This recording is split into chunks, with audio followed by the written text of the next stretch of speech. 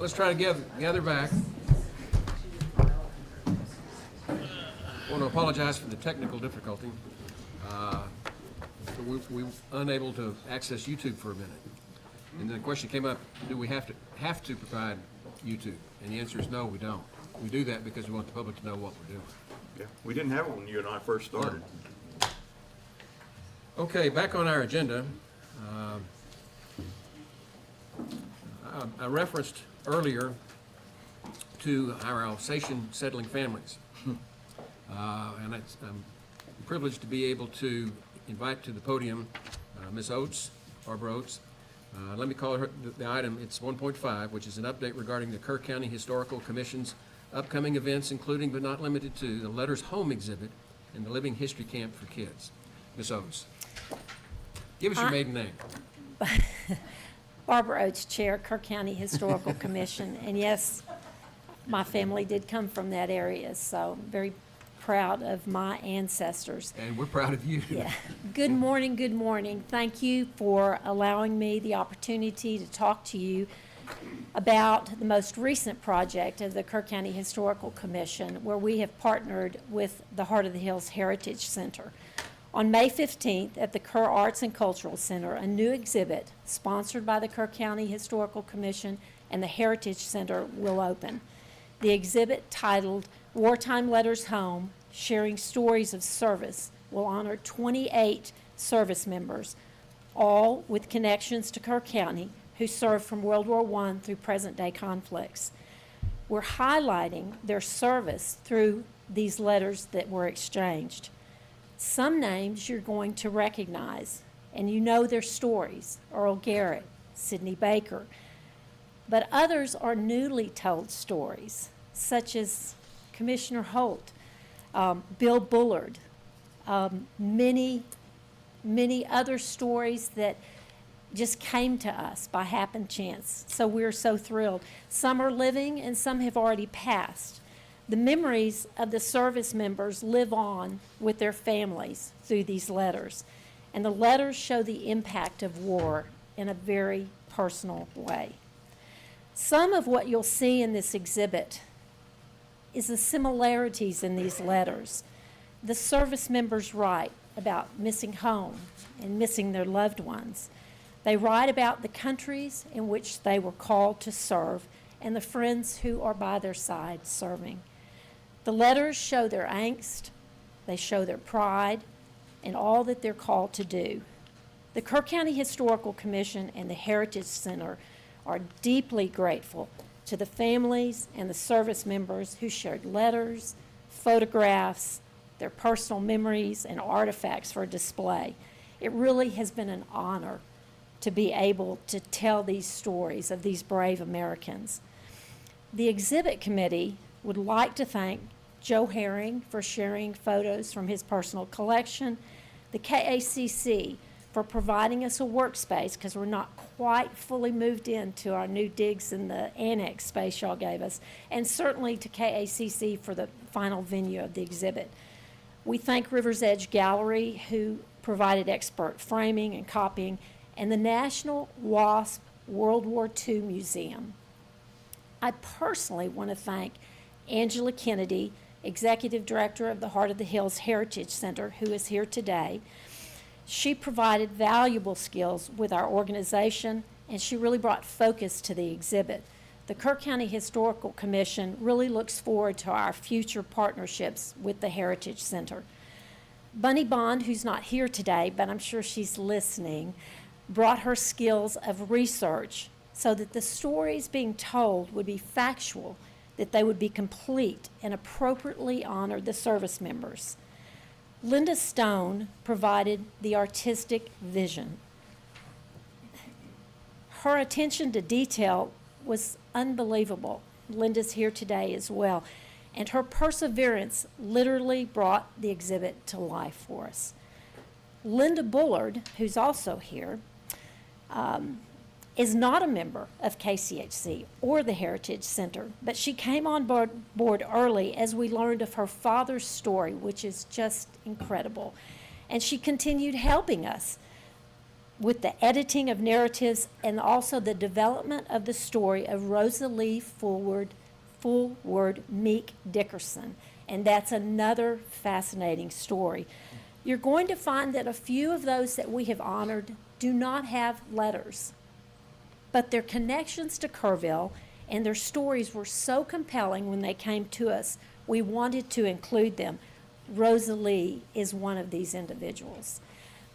I am leaving y'all with the latest press release, and in it, it will have the opening and closing and times and details. But we would personally, the Heritage Center and the Historical Commission, like to extend an invitation to all of you to attend the reception. It's May 24th from 2 to 4 p.m. at KACC. There'll be light refreshments, and there are other openings at the KACC. We have the small little area, Derby Hall. I'm sure we're going to overwhelm it. Today, we're just so excited because we're going to leave here and go actually begin to put everything up to the exhibit. But we would love to see y'all before then, because it officially opens May 15th, and it goes all the way till June 21st. So we're capturing that time over the Memorial Day, and we're just so proud to highlight so many of these folks who came from our area. And I can say this, we fell in love with every single service member's story, and we're just so proud of our county. So thanks for allowing, I'll just say this, we're just grateful to this county for the budget you provide for us that gives us some money to be able to produce something like this, and ultimately so that we can continue to promote, preserve, and to protect our history in this county. So thanks a bunch. Barbara, what was the time again on the 24th? 2 to 4. 2 to 4. Okay. 2 to Sorry. 4. And with those of you associated with this project, please stand. Please Yep. stand. Yay. Thank you. We appreciate what you're doing. Okay. Next item on the agenda is 1.6, consider, discuss, and take appropriate action to approve the bid package for replacement of the highway monument sign and display at the Hill Country Youth Event Center. Mr. Williamson. Good morning, Court.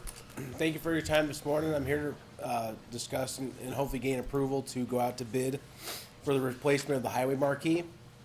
The reason we're asking for a bid package is a complete replacement of the sign and monument structure. Therefore, it's hard to piecemeal it out, if you will. I think there's things that'll come up in construction that I don't know about, like rerunning electrical wire, things like that to come up to new code. The second reason I would prefer this to go out to bid is it's also tied into the city. So we do have a sign variance request in place here, and our hearing with the Planning and Zoning Committee is June 2nd to gain approval for that variance. So if we could go out to bid, we could match those line items up to get this project off and running. It is a budgeted project in this fiscal year for Kerr County. I move for approval. I'll second. Got a motion and a second to approve the replacement of the highway monument sign and display at the Hill Country Youth Event Center as presented. Any discussion? Now, Jake, this is something you said you'd already bid once before, and you're just having to go back and, We never accepted bid. We got quotes before to get an idea of the budget for this. With that, we do have a healthy budget for this project that, with the estimates from a couple of years ago, should get something that everybody could be very proud of out there. And tell us a little bit about the sign. Is this the electronic sign for marketing and advertising? Correct. This is the highway electronic sign. Those that drive by now will notice that the current sign's derelict. It's non-functioning, and this will be something that will not only update the event center look, it'll also help us advertise, gain sponsorships, and promote current events that are going on. We discussed, fence signage before. This is something that could look at replacing fence signage, things like that. Thank you. Where people driving by in a much bigger format, a much more up-to-date format, can see what's going on. so we might eliminate a lot of that fence signage. That's correct. We couldn't include that in this project if we want to go that Much route. more professional appearance. Well, we could also change the policy some too. Exactly. This comes reflect out that. of your budget? This is a Kerr County line item under capital improvements for the event center. It was funded by the company I work for. Yeah. A reinvestment pertaining to our contract. It's So it's good to note that this is not taxpayer dollars right. to build this sign. We've set that aside for some time now. Any other discussion? Those in favor, raise your hand. Opposed? Okay, 4-1. Thank you. Thank- I've got two timed items. I'm going to try to get them back to back. One of them's going to be late, and the other one I think is going to be on time. The 9:30 item is 1.7. Consider, discuss, and take appropriate action to accept and approve the second quarter report of the portfolio of investments for Kerr County. Ms. Holden. Good morning. The investment portfolio that you have in front of you has a value of $56,752,484.52, which includes all the funds that my office invests, including the Shriner Road Trust funds. It's diversified according to our investment policy with investments in bank CDs, brokered CDs, CDAR CDs, investment pools, interest-bearing checking accounts, money market savings accounts, and treasury notes. I just wanted to go over the investment activity that happened last quarter. That included 3 bank CDs that matured and renewed at interest rates between 3.85% and 4.33%, ranging from 3 months to a year. 3 brokered CDs matured and renewed at 4.1% for 1 year. 2 other brokered CDs, along with some treasury notes that matured, have been used to purchase 4 new CDs at interest rates between 3.95 and 4.0, locked in for 2 years. 10 CDAR CDs matured during the quarter and were renewed at various interest rates between 3.5% and 4.22% for 6 months to a year. And finally, 1 brokered CD in the Shriner Road Trust portfolio matured in January, and treasury notes were purchased, locking in 4% interest rate for 2 years. And just for reference, the 2-year treasury was at 3.7 at the beginning of May. Your total interest earnings for the second quarter were just under $665,994, bringing our year-to-date interest earnings to just over $1,158,545. I Good just work. wanted to let you know I've never brought this to you this way before, and I just thought I would do that for you this time. Well, I think it's important for the public to know Good deal. what you're managing Yes, sir. and how well you're managing it. Very Thank you. diverse portfolio, Yes. very diverse. Thank you. And being part of the investment committee, I just want to applaud and congratulate Tracy. She's just done a fantastic job of managing the county's money, so thank you. Thank you. You're welcome. Make a motion to accept and approve the Second. second quarter report. Does it need? We've got a motion and a second to approve the report as presented. Yes. Any discussion? Those in favor, raise your hand. Unanimous, thank you. Now, we're right on time for the second timed item. This is 9:45, which is item 1.15. Consider, discuss, and take appropriate action to approve Kerr County becoming a member of the Kerrville Chamber of Commerce. Ms. Wendelin. Thank you, Judge Kelly. My name is Mindy Wendeley, and I'm the President and CEO of the Kerrville Area Chamber of Commerce. I have handed you some additional information. Jody was so kind to put the original part of the delivery today in your packet, but here is some more information for you. We are reaching out, we meaning the staff and 17-member board of directors for the Kerrville Area Chamber. We're reaching out to all of our very significant and important partners and community partners here in the Kerrville area. So it not only includes Kerrville, Ingram, Hunt, it includes, we have members in Centerpoint, Comfort, Bernie, Fredericksburg. So we're reaching out to all of our very important partners to encourage them to become a member of the Kerrville Area Chamber of Commerce. And why would we want to do that? Because we as a society and a business association can strengthen our business community, which only strengthens our entire community portfolio. We have been very active with our Governmental Affairs Committee. That is a 40-member committee that works diligently throughout the year, not just when state legislature is in session, but covering and analyzing and making decisions and bringing them forward to our board of directors for significant actions that affect school board elections, affect city council elections. We have not done, in my time with the chamber, we have not done county elections, but we would absolutely welcome that. We have a very strong and robust social media presence and traditional media presence. We partner with all of our area media folks. If you look at what I just handed out to you, you can see the different levels of membership. And of course, we'd love for you to be a diamond member because that is the most beneficial to the county and thus your county residents. But you can get into membership as least expensive as $300. But you get so much more for $1,800. That is an annual commitment.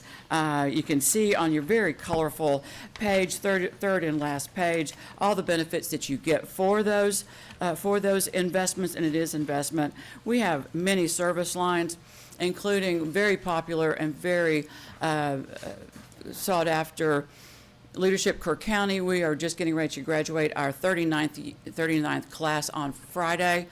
So we'll start our 40th year in September for producing wonderful, well-rounded, well-educated leaderships for the Kerrville area. We have other service lines. You can read them. I won't go through that. We also have a very robust calendar of not only fun and active events, but we have educational opportunities.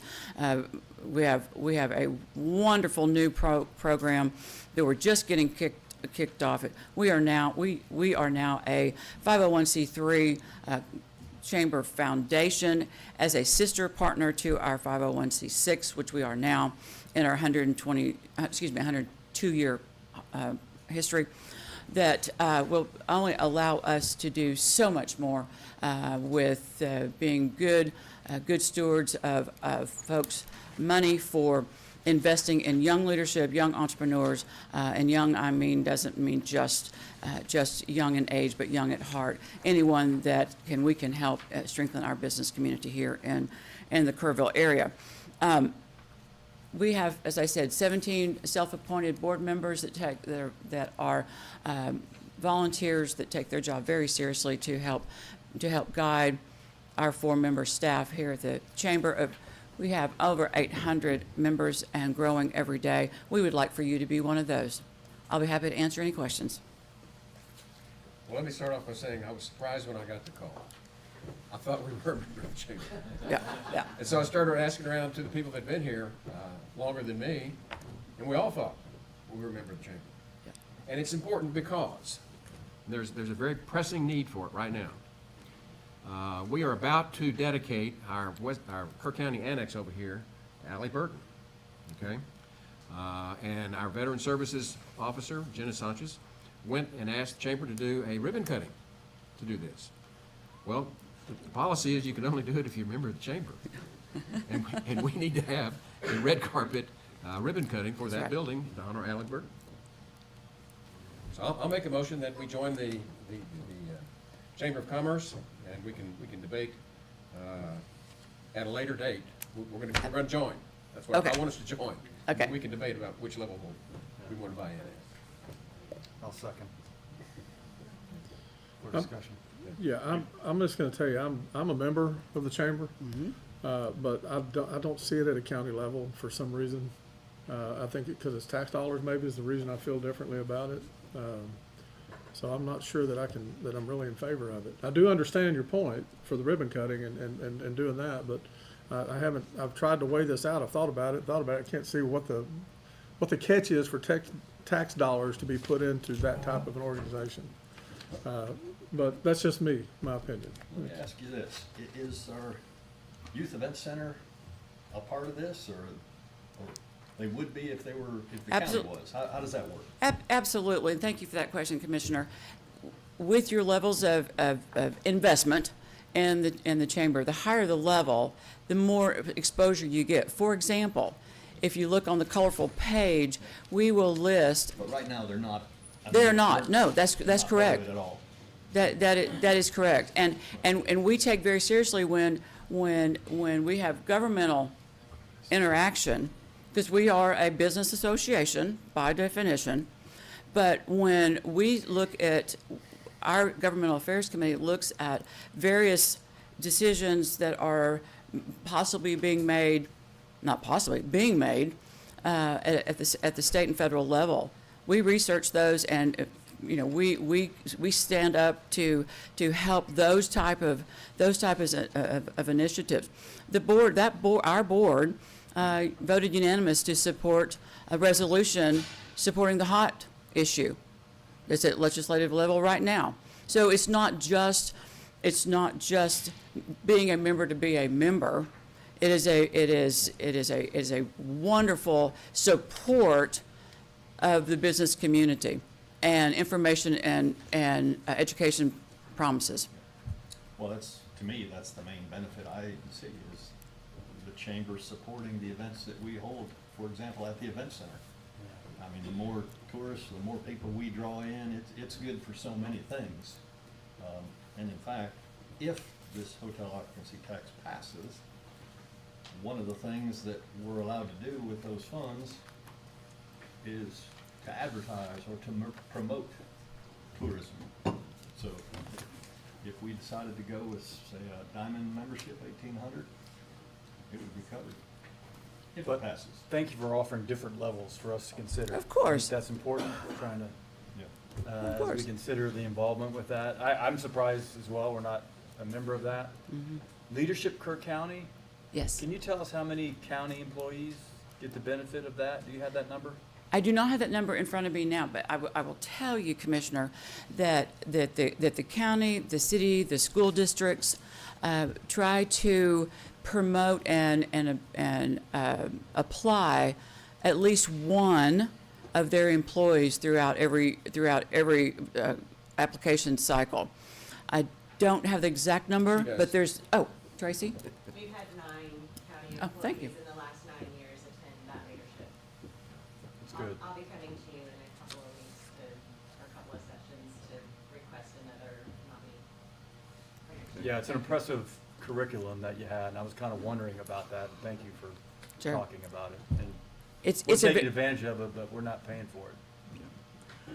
Mindy, you've done an excellent job of selling it. Yeah. But I'm gonna take the same approach as Commissioner Jones in that, I'm a member of the West Kerr Chamber and fairly active, and I wouldn't think of asking the county to join that.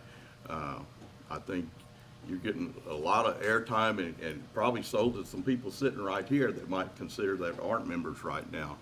But as far as taking taxpayer money, I don't see a majority of my constituents going along with it. And this is a small amount in the big scheme of things that we do, but I still can.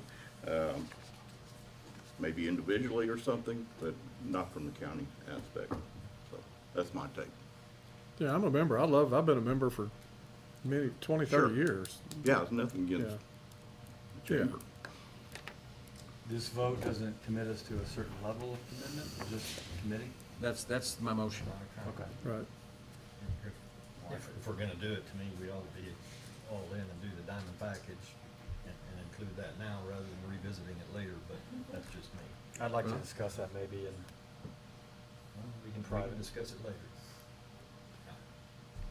Just means we have Well, a to motion's discuss been it made later. in a second. Yep. Okay, so those in favor, raise your hand. Those opposed? 3-2. There you go. And We're gonna do it, we just don't know how much.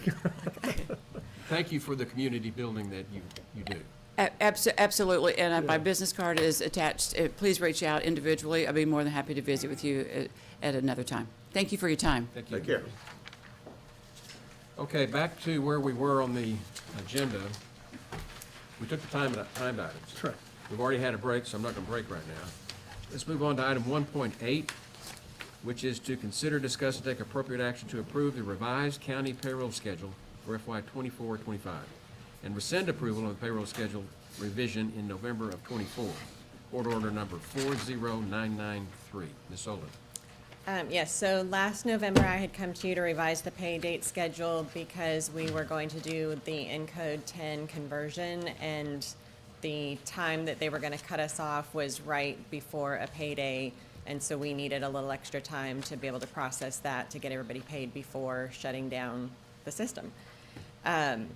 If you don't already know, you will, well, you're not gonna know now, but an email will go out today saying that we are delaying that conversion, so there's no need for that pay date schedule to be moved up, as I had requested before, so I'm just asking to go back to the original, normal payday cutoff on a Monday instead of Friday. I move for approval. I'll second. Got a motion and a second to approve the revised county payroll schedule for 24-25 as presented, and rescind order number 40993. I'm sorry about the delay, but I understand. So let's take a vote. Those in favor, raise your hand. Opposed? Unanimous. Thank you, Tracy. Thank you.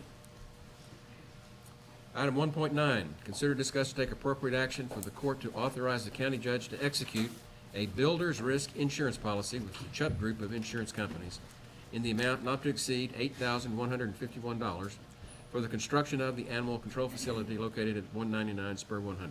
Charlie Hastings. Thank you, Judge. Attached builder's risk policy with Chubb Group of insurance companies in the amount of $8,062 does not include terrorism coverage, which would be an additional $89, bringing the total to $81.51 should the court elect said additional coverage. The annual policy would start June 1st, 2025, and it is prorated to where a refund would be issued for unused coverage during that 12-month period. The animal control facility is contractually to be completed by November 3rd, 2025, or at least substantially complete at that time. The county engineer requests the court authorize the county judge to execute a builder's risk insurance policy for the construction of the animal control facility located at 199 Spur 100, Kerrville, Texas, with Chubb Group of insurance companies in the amount of $8,062 if terrorism coverage is declined, or $8,151 if terrorism coverage is accepted. Precinct 2, need you guys to decide which one you want. Okay. Any motions? I'll make a motion. Second. Got a motion and a second to approve the builder's risk insurance policy with the Chubb Group as presented. Any discussion? Which one did you want to pick, with terrorism coverage or without? With.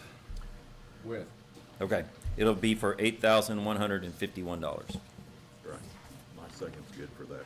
Charlie, was this part of the original project budget? Yes, sir. It got taken out of, value engineered out of the contract with J.K. Bernhardt to avoid paying additional fees that they would charge, yeah, overhead and whatnot. Right. So Okay. That he answers saved my about concern. 20% by doing this. Yeah. And we saved probably a little bit more because we kind of delayed this decision, That's right. you know, for a while. So That's right. The we site took work is risk done. For the overall, construction so far, because not before we much go has been vertical. constructed, yeah. We're only paying for vertical construction.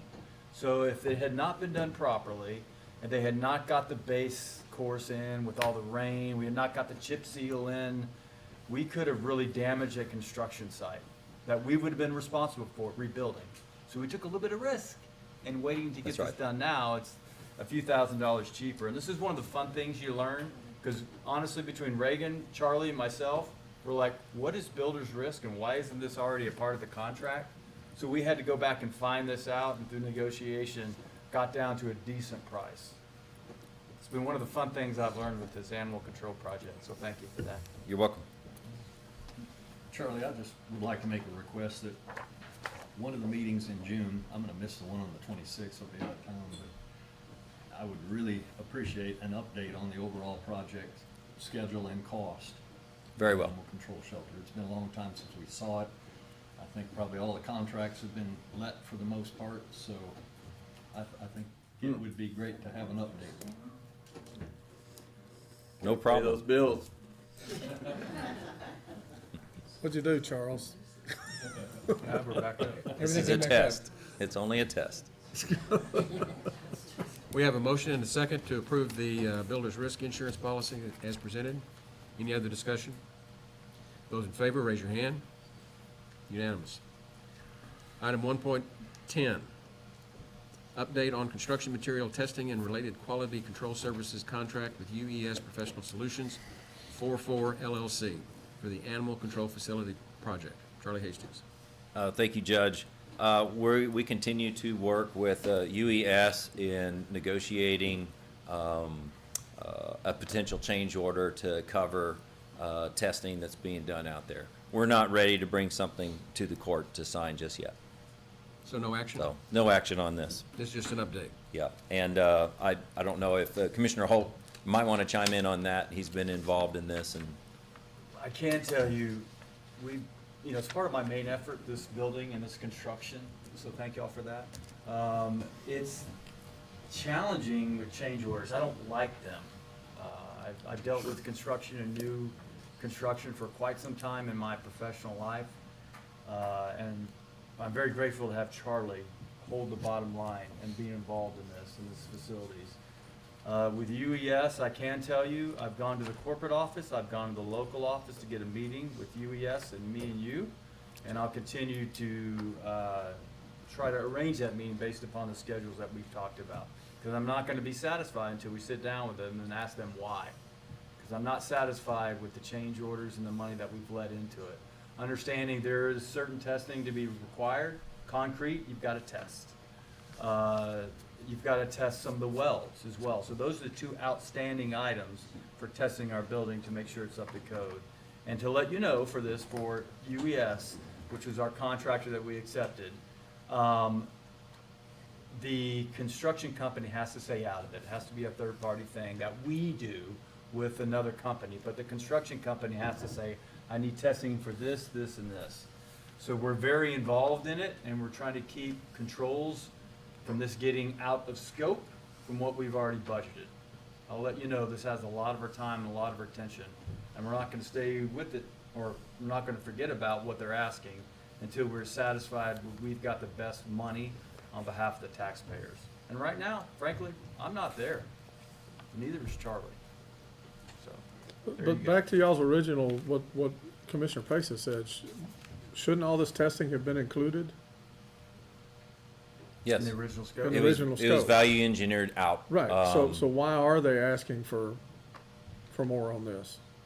What's changed? I think they missed the scope. I think that's what happened. That's why we're gonna sit down and talk. We Yeah. paid a lot of money out for stuff that we're gonna look to make sure it should have been included on our responsibility, correct? Yes, And the previous, testing was underground, help me out? Yes, sir. Anytime you dig a trench to install a utility, everything's got to be compacted put back at a proper compaction, so you don't have settling of ditches, especially if it's underneath a pavement or a parking lot. All of the base for the pavement and the parking lot has got to be tested and so forth. So it's all been density testing for the most part. There's been some concrete tests for some of the head walls that are for one of the culverts. That's the concrete testing thus far. There will be concrete testing for the foundation, that's forthcoming, and there will be weld inspections done by this third-party vendor when the building goes vertical. Them missing the scope is not our issue. That's their issue. Right, yeah. Yeah. That's why we're gonna have that conversation. We're We've, not happy. we've been looking at it with a Scope is fine-tooth clear, comb. you're right. We're gonna make sure that that whatever is the right thing to do is what gets presented to the court. Okay. Let's move on. The next agenda item is 1.11. Consider, discuss, and take appropriate action for the court to authorize advertising for bid for the Alley Burton Annex Building renovation project. Charlie Hastings. Thank you, Judge. Mustard Architects and Keener Engineering Services have completed the plans and specifications for architectural, mechanical, electrical, plumbing, and security upgrades for the Alley Burton Annex Building renovation project, which is located at 550 Earl Garrett Street, Kerrville, Texas. The advertisement for bid is attached in your agenda packet, and it consists of the general schedule that I'm going to outline for everyone's benefit. We'd like to advertise in May. We'd like to bid it in June. We'd like to award that bid in July and start construction in August. So that's just a real general May, June, July, August, the next 4 months, get to construction. County engineer requests that the court authorize advertising for bid for the Alley Burton Annex Building renovation project, Precinct 2. I'll make a motion that the court authorize advertising for bid for the Alley Burton Annex Building renovation project. I second. Motion and a second to approve advertising for bid for the Alley Burton Annex Building renovation project. Any discussion? Yeah, has adult probation been included in all of this? Yes. And they're all their satisfaction for safety and all of that's been met? Yes. Because I know there was Yes. some question about that for a while. And also with Eric Piper with the Sheriff's Office. Okay. He's in charge of the safety. He's been instrumental in providing a scope for the architects to include. Yes, sir. And, you know, when we got that building, there was extensive work done on it over there. Well, there was a roof. Well, yeah, and, you know, the end of the building and all that kind of stuff. And just briefly, what upgrades are we gonna be making? Aces, would you like to take that? This is what I presented last I know, summer. I just wanted, It was a again, $300,000 estimate at that point in time to upgrade the building, and it was all about accommodating adult probation so that they have a separate entrance towards the rear of the parking lot. And we've got to knock a hole in the exterior, put in a separate door so they have a separate secure reception area. You know, they have to take special samples, so the toilets had to be redesigned and they'll have to be reconstructed. okay. Well, I think this is Because- important for the people Because of here. the size of the group. Of course, a lot of those offices that are existing are very large. And so we're gonna be putting walls to separate and make additional office space. Okay. And they're gonna still have room to grow if they do. You know, that building is a great asset, and we just wanna make it custom fit for adult probation, and we want it as secure as possible, so some of it is for some additional lighting. A big chunk, the biggest chunk of the estimated project budget is for security. And we have a specific quotation already, a very detailed quotation from Guardian, who provide all of the security systems throughout the county at all of our different facilities. And I think that will be separate from this scope that's gonna be advertised, because it was over 100,000, 115,000 or so. Anyway, we'll be bringing that to the court separately with a proposal to award directly. Since, again, it's Guardian and it's very specific and unique, and we want it to tie with all of our systems that are currently being monitored by the SO. So, I mean, that's a very brief description. You know, we're gonna have to change out flooring. It's got carpeting that's pretty nasty, particularly upstairs, and so we'll have some new laminate flooring in throughout the building, and where it will match. But, again, some of it is just, putting up walls and stuff to give more offices. IT has to spend a little money to upgrade, the system. And, Well, that's and a important. big part of the plumbing, for the 2 restrooms downstairs. And they got But satisfied adult with, probation has been involved all. but they all got along. satisfied with Yeah. the distance from Oh, yeah. the daycares? That was addressed. No objections have been heard from In fact, I will anyone in the say- public. I would say that adult probation has been over backwards to be accommodating to help us with this project. Yeah, they have. And look, they don't want to move. Right. But this is they're cooperating. That's what And I'm this is saying. the They're best team solution. players. They're helping us out. They're Yeah, they team are. players. This is the best solution to meet the sheriff's office needs Okay. and to address those problems at the most cost-effective. Our attorney would like to say something. I was just at a recent sheriff's office presentation, the Citizens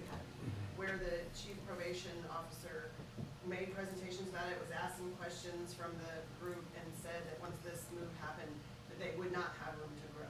And I don't know if that's still accurate or if other changes have been made in the past 3 weeks, but that. Sorry, who will not have room to grow?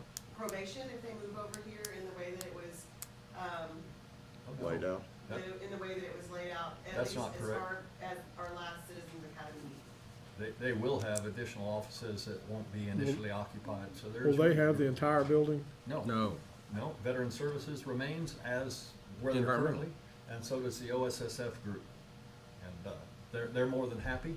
They were heavily involved in the initial design, and they'll be isolated from adult probation, but adult probation will have room to expand if they need to. That was the reason for putting up, creating more offices.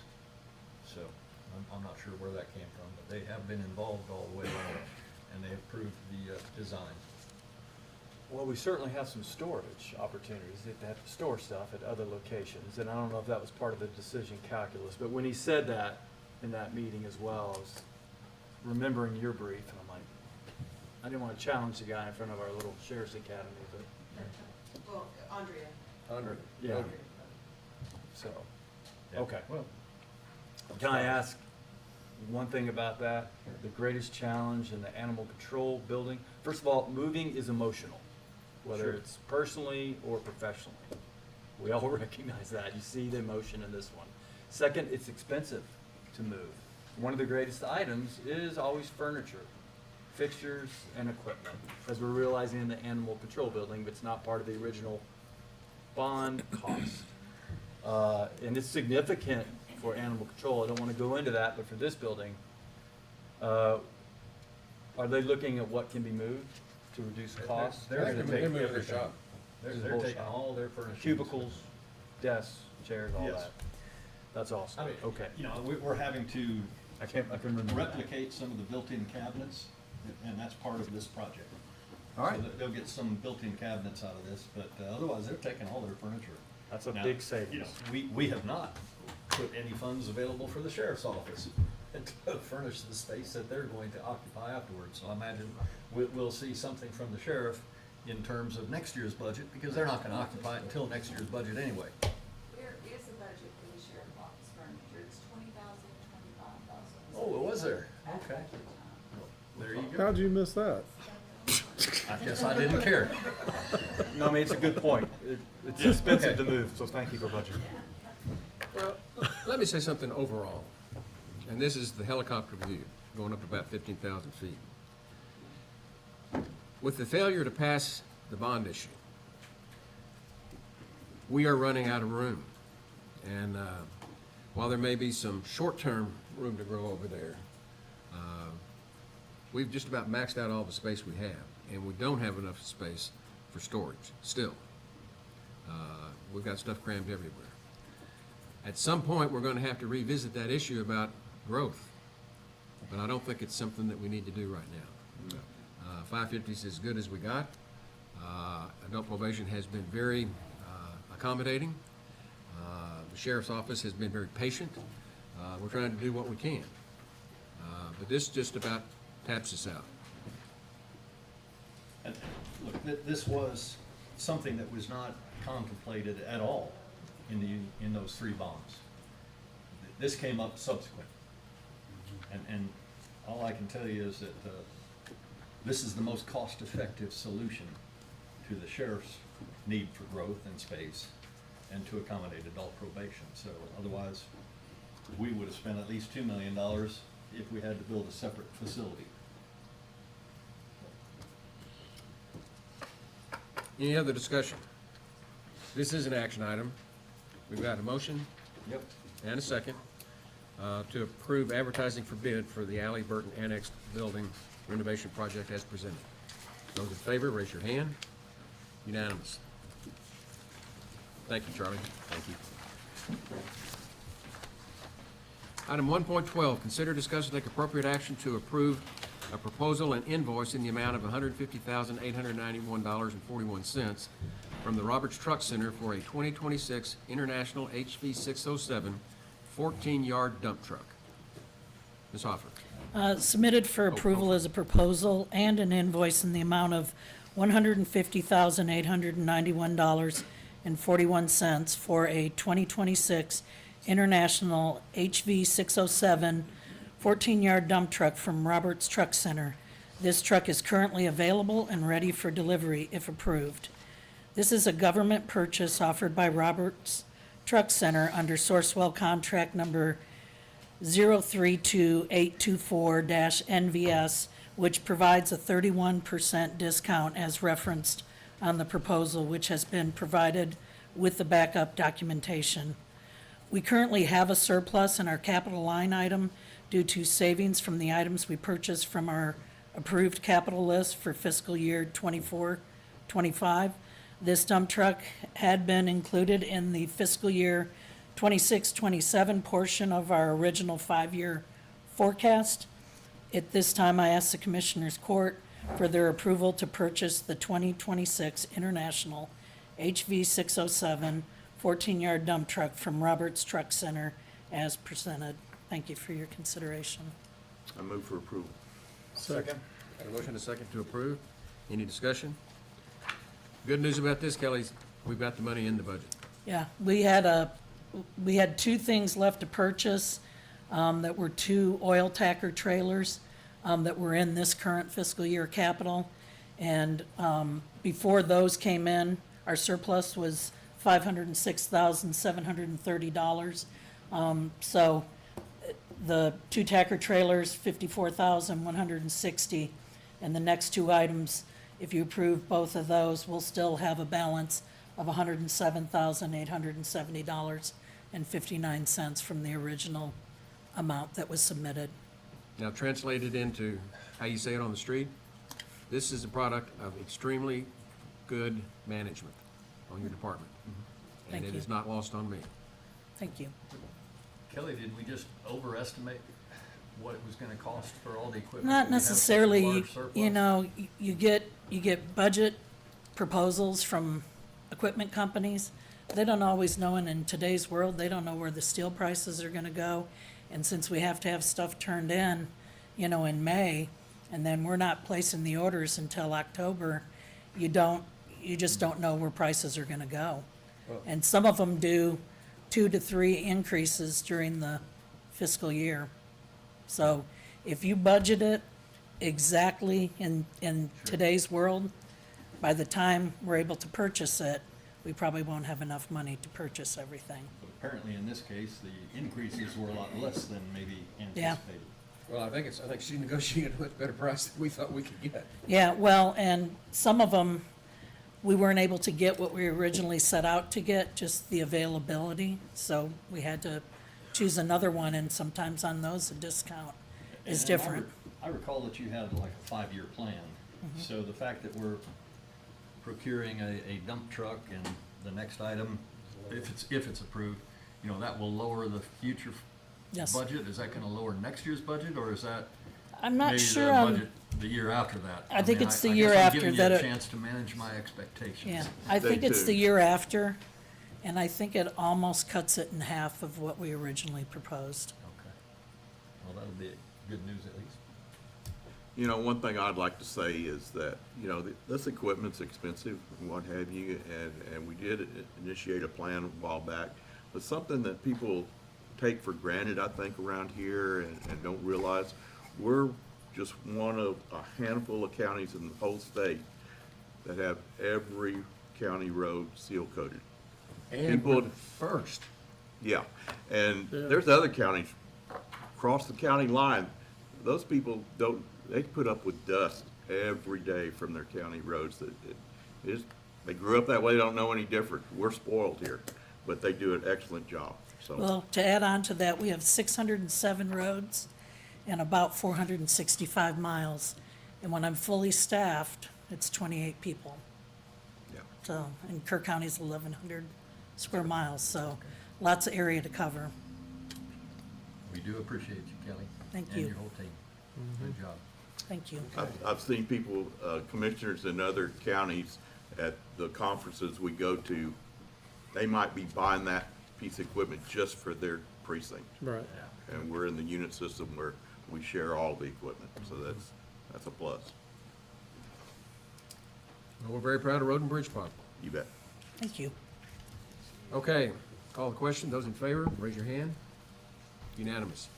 Let's go on to the next one, Kelly, which is item 1.13. Consider, discuss, and take appropriate action to approve a sales agreement in the amount of $193,808 from Holt Cat for a 2025 Caterpillar 920 QC 14A wheel loader. Submitted for approval is a sales agreement in the amount of $193,808 for a 2025 Caterpillar 920 QC 14A wheel loader from Holt Caterpillar. This is a government purchase offered by Holt under Sourcewell contract number 011723-CAT, which provides a 24% discount as referenced on page 2 of the quote, which has been provided with the backup documentation. We currently have a surplus in our capital line item due to savings from the items we purchased from our approved capital list for fiscal year 24-25. This wheel loader had been included in the fiscal year 26-27 portion of our original 5-year forecast. This time I ask the Commissioners Court for their approval to purchase the 2025 Caterpillar 920 QC 14A wheel loader from Holt Caterpillar as presented. I'll move for approval. I'll second. Motion and a second. Any discussion? Those in favor, raise your hand.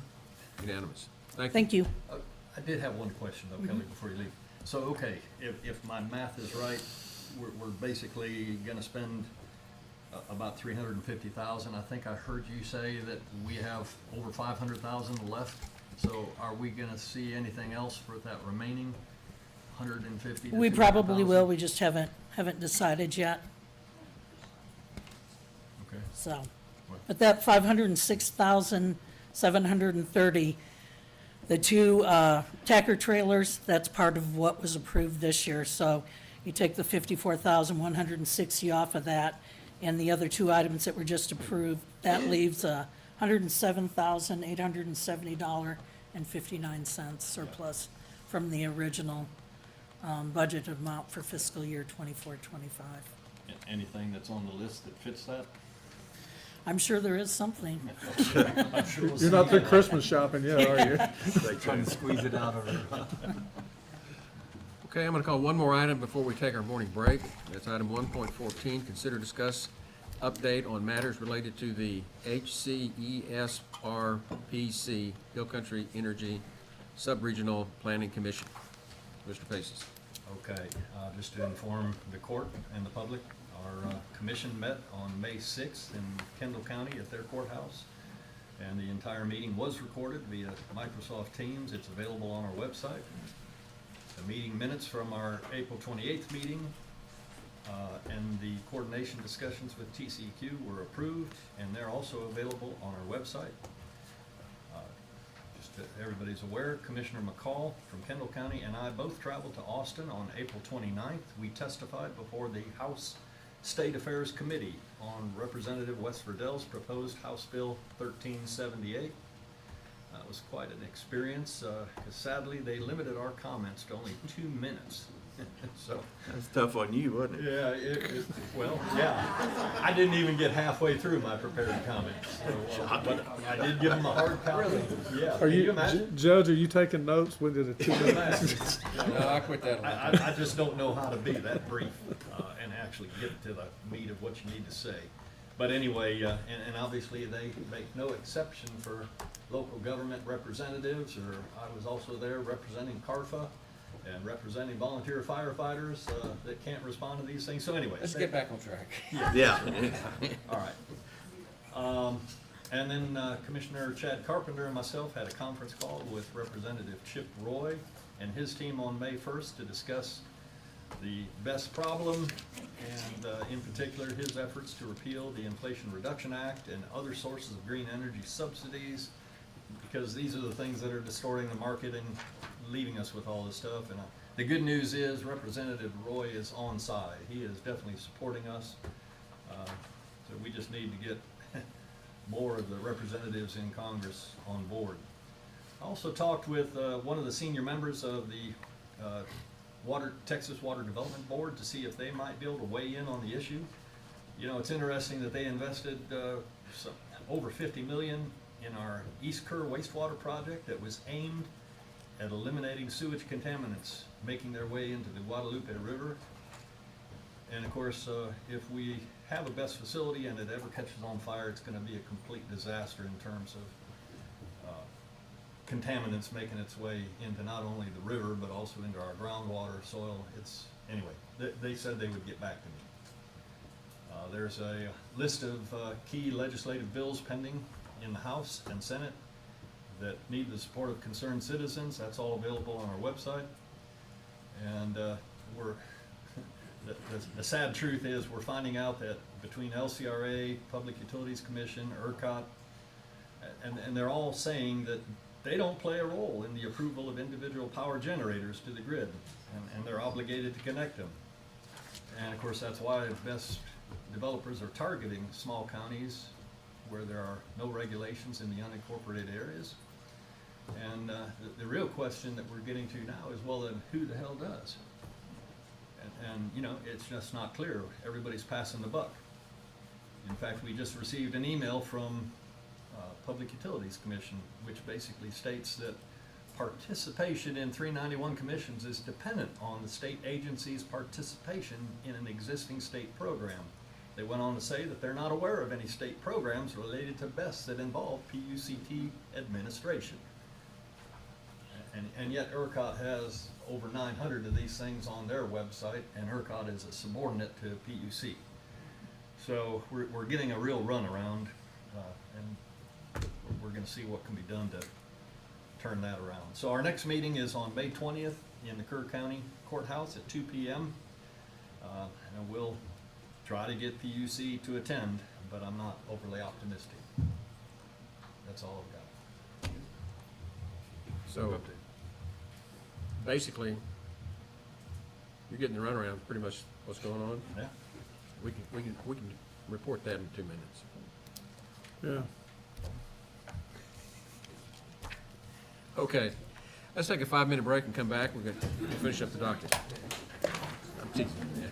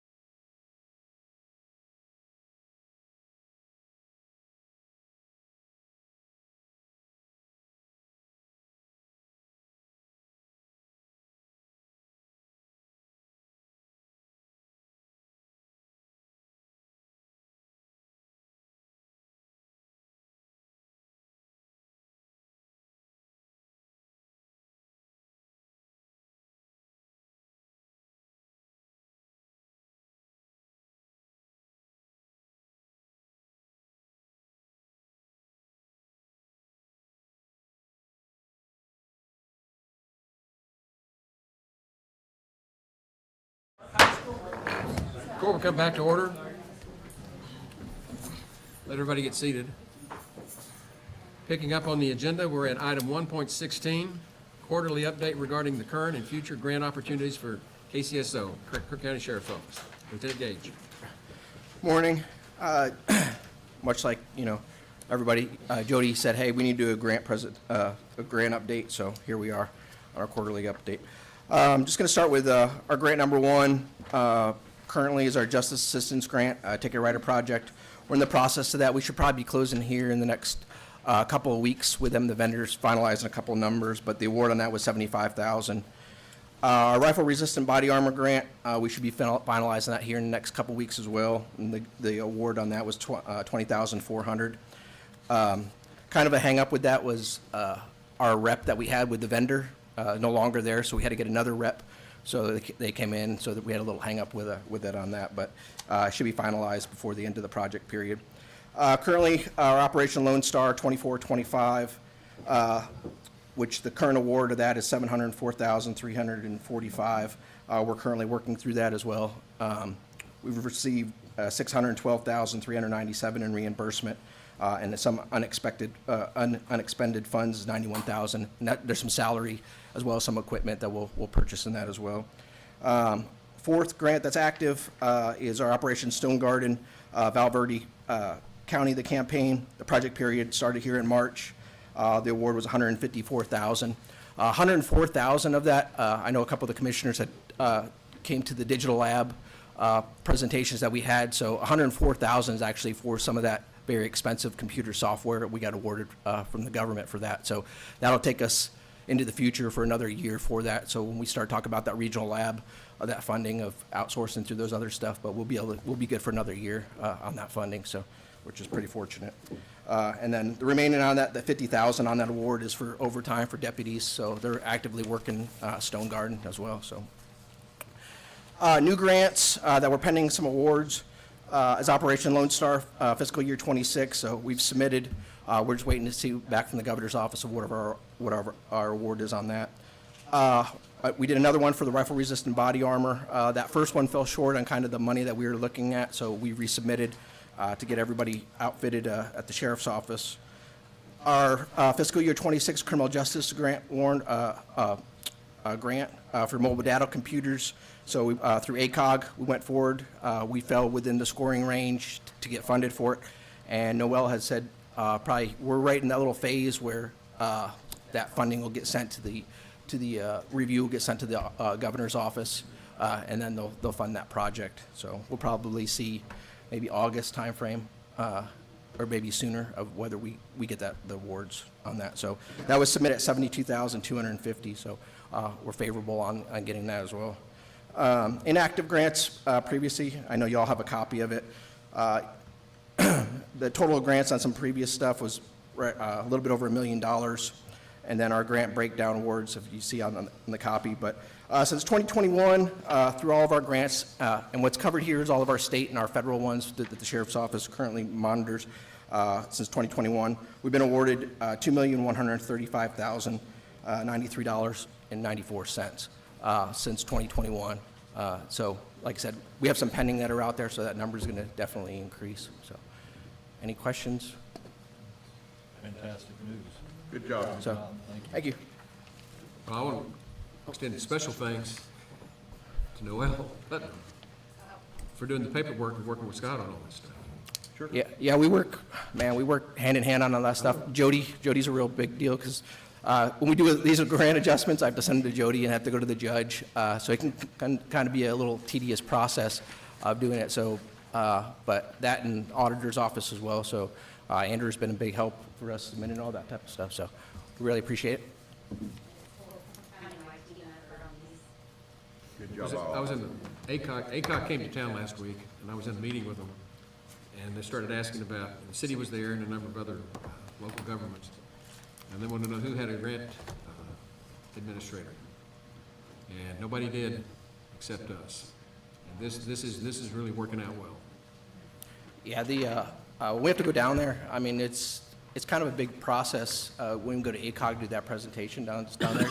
I know Noel had to help out because Paul Gonzalez is actually on the scoring committee, so Noel had to go down and present, and I had to present for the sheriff's office. And, you know, if you ever get an opportunity to see that process, it can be kind of a little overwhelming, because you know, you go in there, there's about 30 scores that sit on there, and they have a board, and you get, just like Commissioner Pace has said, you know, you got 2 minutes.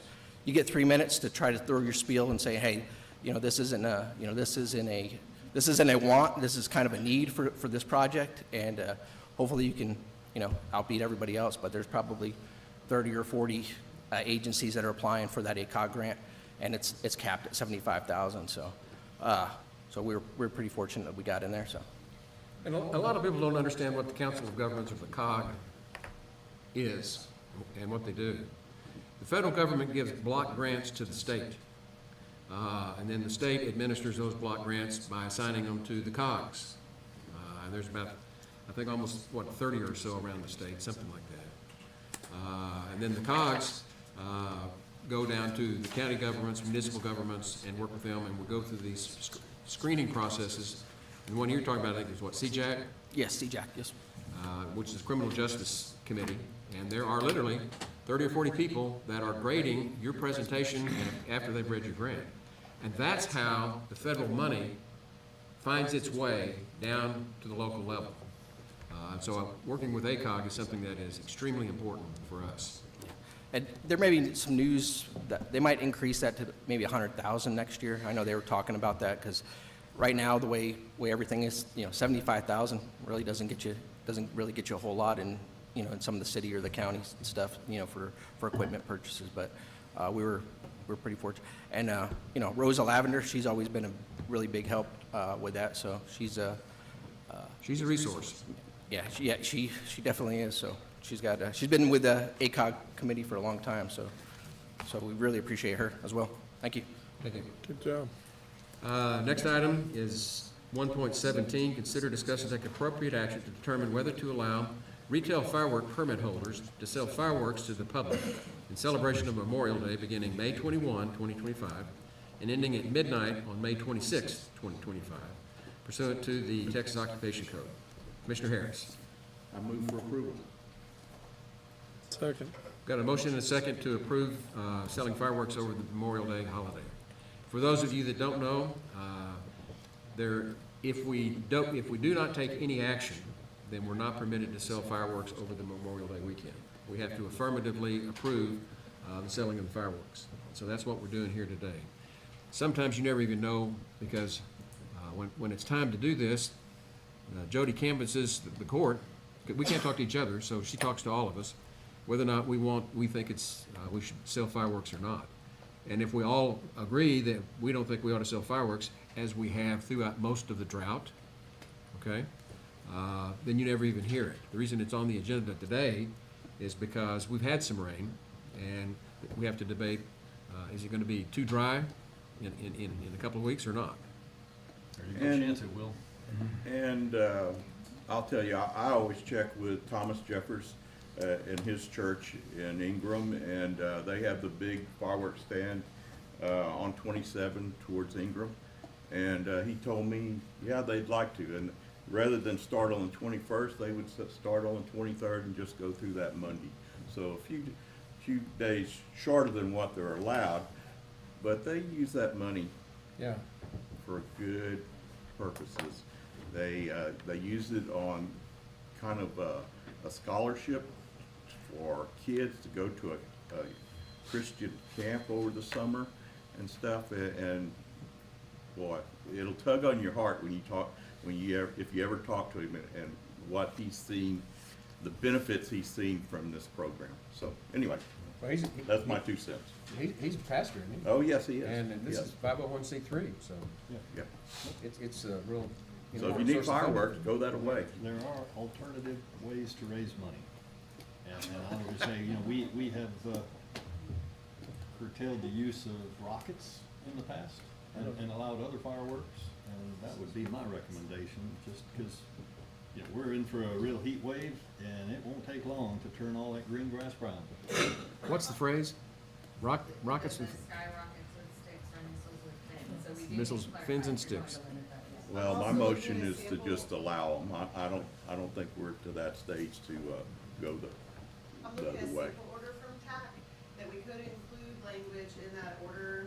This order expires on the date the Texas Fire Service determines drought conditions exist in the county, or by midnight on the day allowed, for sale for this holiday. So you could include that in your order, so that in the meantime, if the Texas Fire Service, determines that a drought exists, then that decision can be made. Does that help?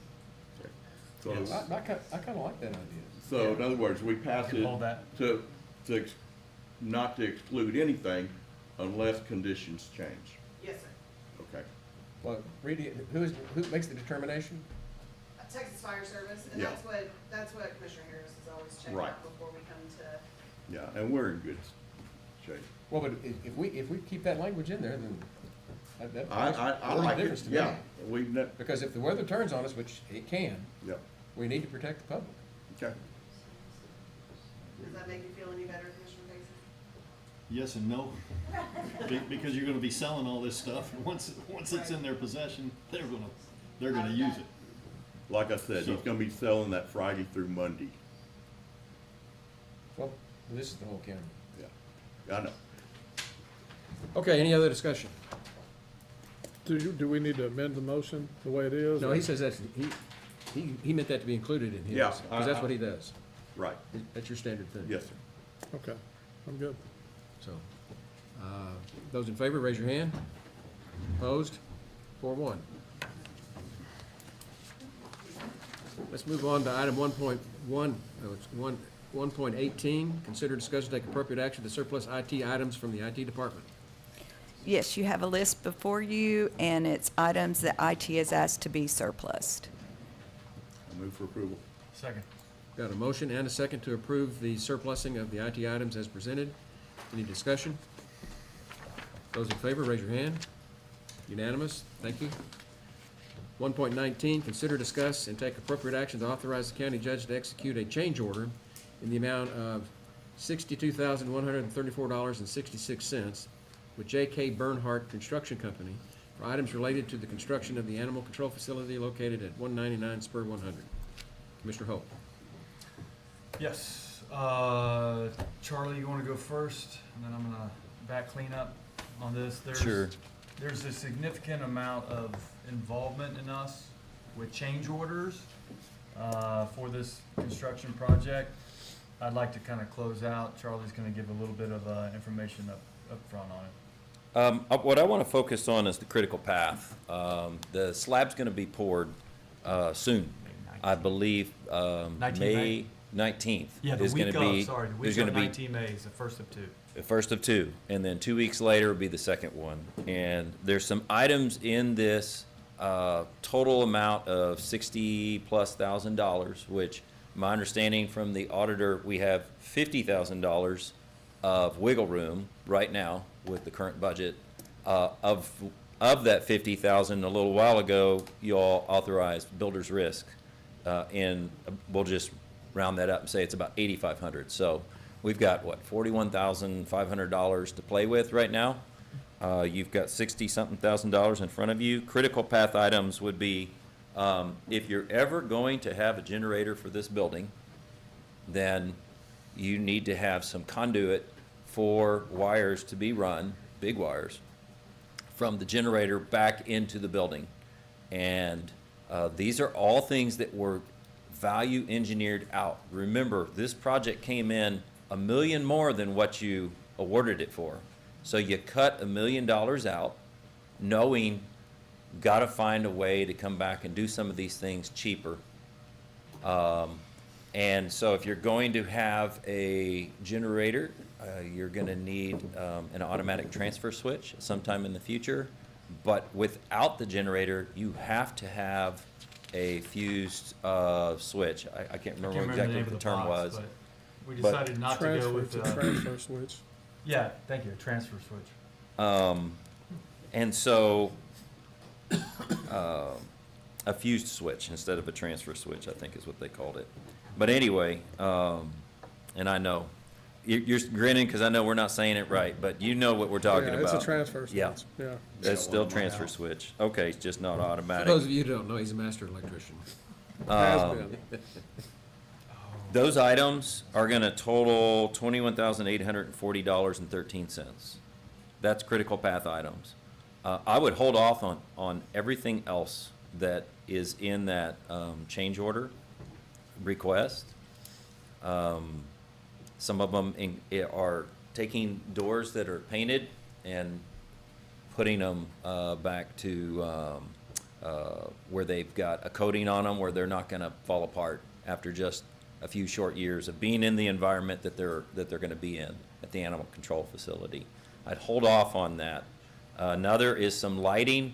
We don't fully understand what the additional lighting needs to be in there for. It may simply be a code issue and we may have no choice, but we're questioning that. We want to know. Again, every penny that's coming through, we're scrutinizing it. I know what the marching orders are. The marching orders are, we don't have any money. There's no money. Go make it happen with no money. And so, that's what we're trying to do.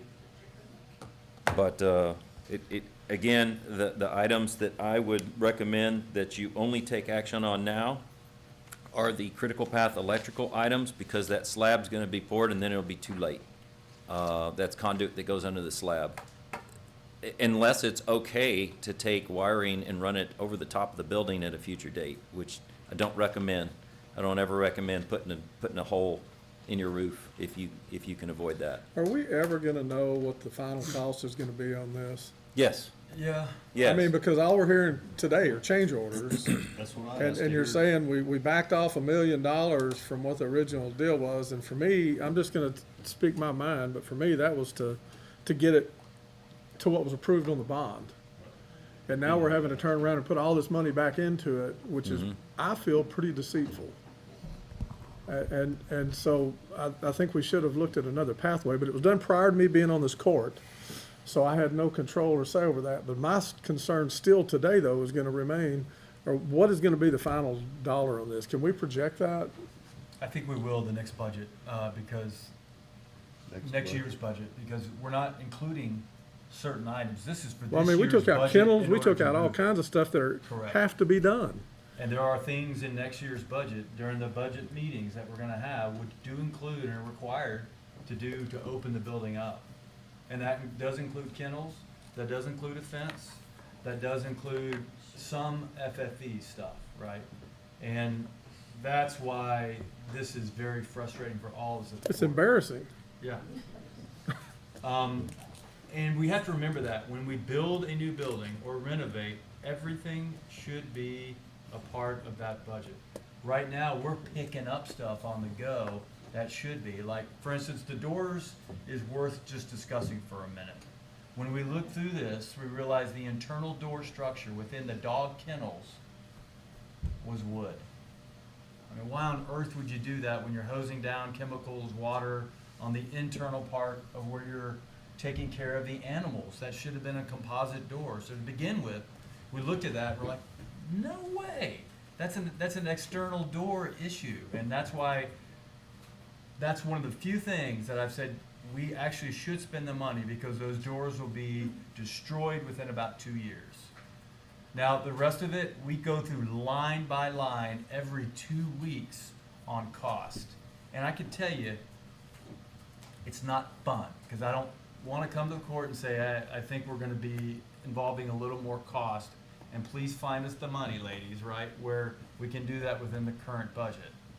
But right now, the only thing I think is worth it is running the conduit and paying for doors.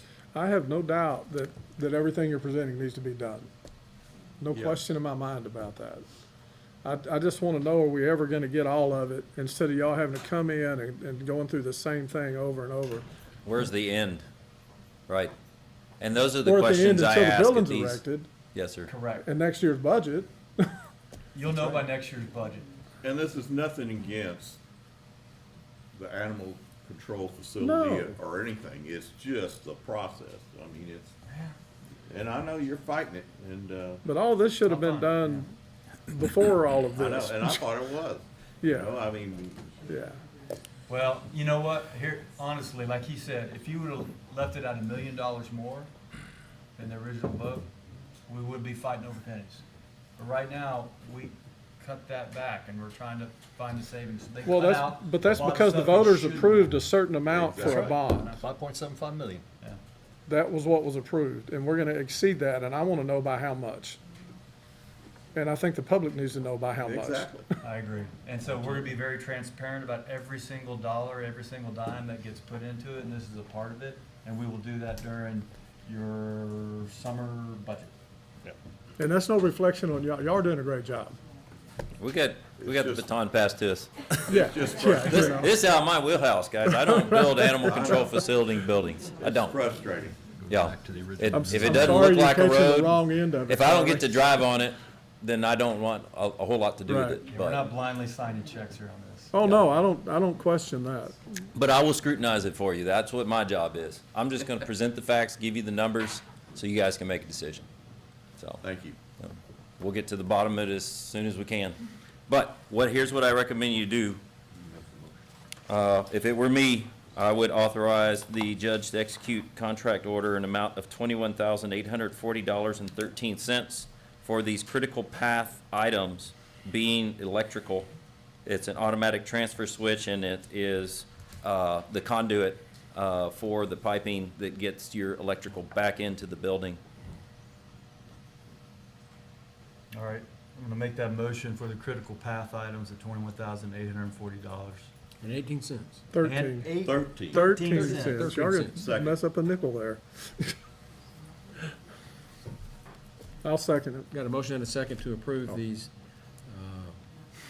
$21,840.13 for items related to the construction of the animal control facility as presented. 2. Any discussion? All those in favor, raise your hand. Opposed? Unanimous. Item 120. Consider, discuss, take appropriate action for the court to set a public hearing on June 9, 2025 at 10 a.m. to adopt a street naming policy. Charlie Hastings. Thank you, Judge. The Texas Transportation Code, Section 251.013, authorizes the Commissioners Court of the county to adopt uniform standards for naming public roads located wholly or partly in unincorporated areas of the county, and for assigning address numbers to property located in unincorporated areas of the county. The Texas Transportation Code, Section 544.006, prohibits a person from placing, maintaining, or displaying on or in view of a highway an unauthorized sign, signal, marking, or device that imitates or resembles an official traffic control device or attempts to direct the movement of traffic. In addition to adopting the attached road naming and addressing guidelines as prepared by Kerr 911 Emergency Network, it is recommended that the court adopt a policy for naming streets for subdivisions that are exempt from platting, where the developer chooses not to utilize the platting process and is building private roads located wholly or partly in an unincorporated area of the county. Said policy I have listed below. The developer shall apply for street naming and addressing through Kerr 911, utilizing forms and procedures supplied by Kerr 911. Kerr 911 shall provide to the Kerr County Road and Bridge and Engineering Departments a copy of the street naming application with a recommendation for approval or denial of the proposed street names. The developer shall submit a voluntary pre-development plan to the Office of the County Engineer in accordance with Section 6.02 of the Subdivision and Manufactured Home Rental Community Regulations. The Kerr County Engineering Department shall ensure that driveway permitting and the Kerr County Flood Damage Prevention Court order are being followed by the developer prior to providing an approval letter to the Kerr County Road and Bridge Department. The Kerr County Commissioners Court may consider approval of the Kerr 911 recommended proposed street names subject to receiving an approval letter from the Kerr County Engineering Department through the Road and Bridge Department. County Engineer recommends that the court set a public hearing for June 9th, 2025 at 10 a.m. to adopt a street naming policy. I move for approval. Second. Got a motion and a second to approve the street naming policy public hearing for June 9. Discussion? Yeah, what problems will this fix? Do we The have main one right existing- now, we've got streets that have some names, and we have streets that don't have names, of property that's been subdivided. And the ones that didn't go through Commissioner's Court, there's street signs up for some subdivisions, and it never got approved. And so that's an issue with one of the transportation codes. You're not allowed to put a traffic sign up, even a street sign, without it being approved first. And then the other issue that I was describing, we do have subdivisions that have taken advantage of the state law change that allows, if you're building a subdivision, and this is the way it's being interpreted, and the roads are all private, that you don't have to go through the platting process. The platting process ensures that it goes through Cur 911, that all the road names are proper, everything's good, and so that's getting bypassed. Cur 911 has actually issued a moratorium in the last couple of weeks until this gets resolved, until we have this policy. They're not going to issue any street names. So there is a gentleman that has called my office that he's ready to move a home into a lot that he bought over in the Mountain Home area, and he can't do it because he doesn't have a street address. They just won't deliver. And he gives them an address out by the highway, and they won't deliver. They won't. They refuse. And they said, when you get a proper street address, we'll deliver that home. And so I can't remember if it was a modular home or a mobile home. It was one or the other. I don't remember. But so this is a very real issue. And another issue that this addresses, the court through the years has approved of Cur 911's methods and methodologies and their regulations, their rules, but the court has never adopted them. We've looked at all the different court orders, and we've never seen where the court's actually adopted it. And so that also addresses that. That's a minor issue, but it seems like this is a good time to just clean everything up. Yep. I think it's a good Perfect. policy. Excellent. Yeah, need to get it done. I'm looking for head nods. Okay. The development community just says, just tell us what the rules are. Yeah. Right. Just tell us what you want us to do, and we'll do it. Okay. That was just for the public hearing. Mm-hmm. Those in favor, raise your hand. Unanimous.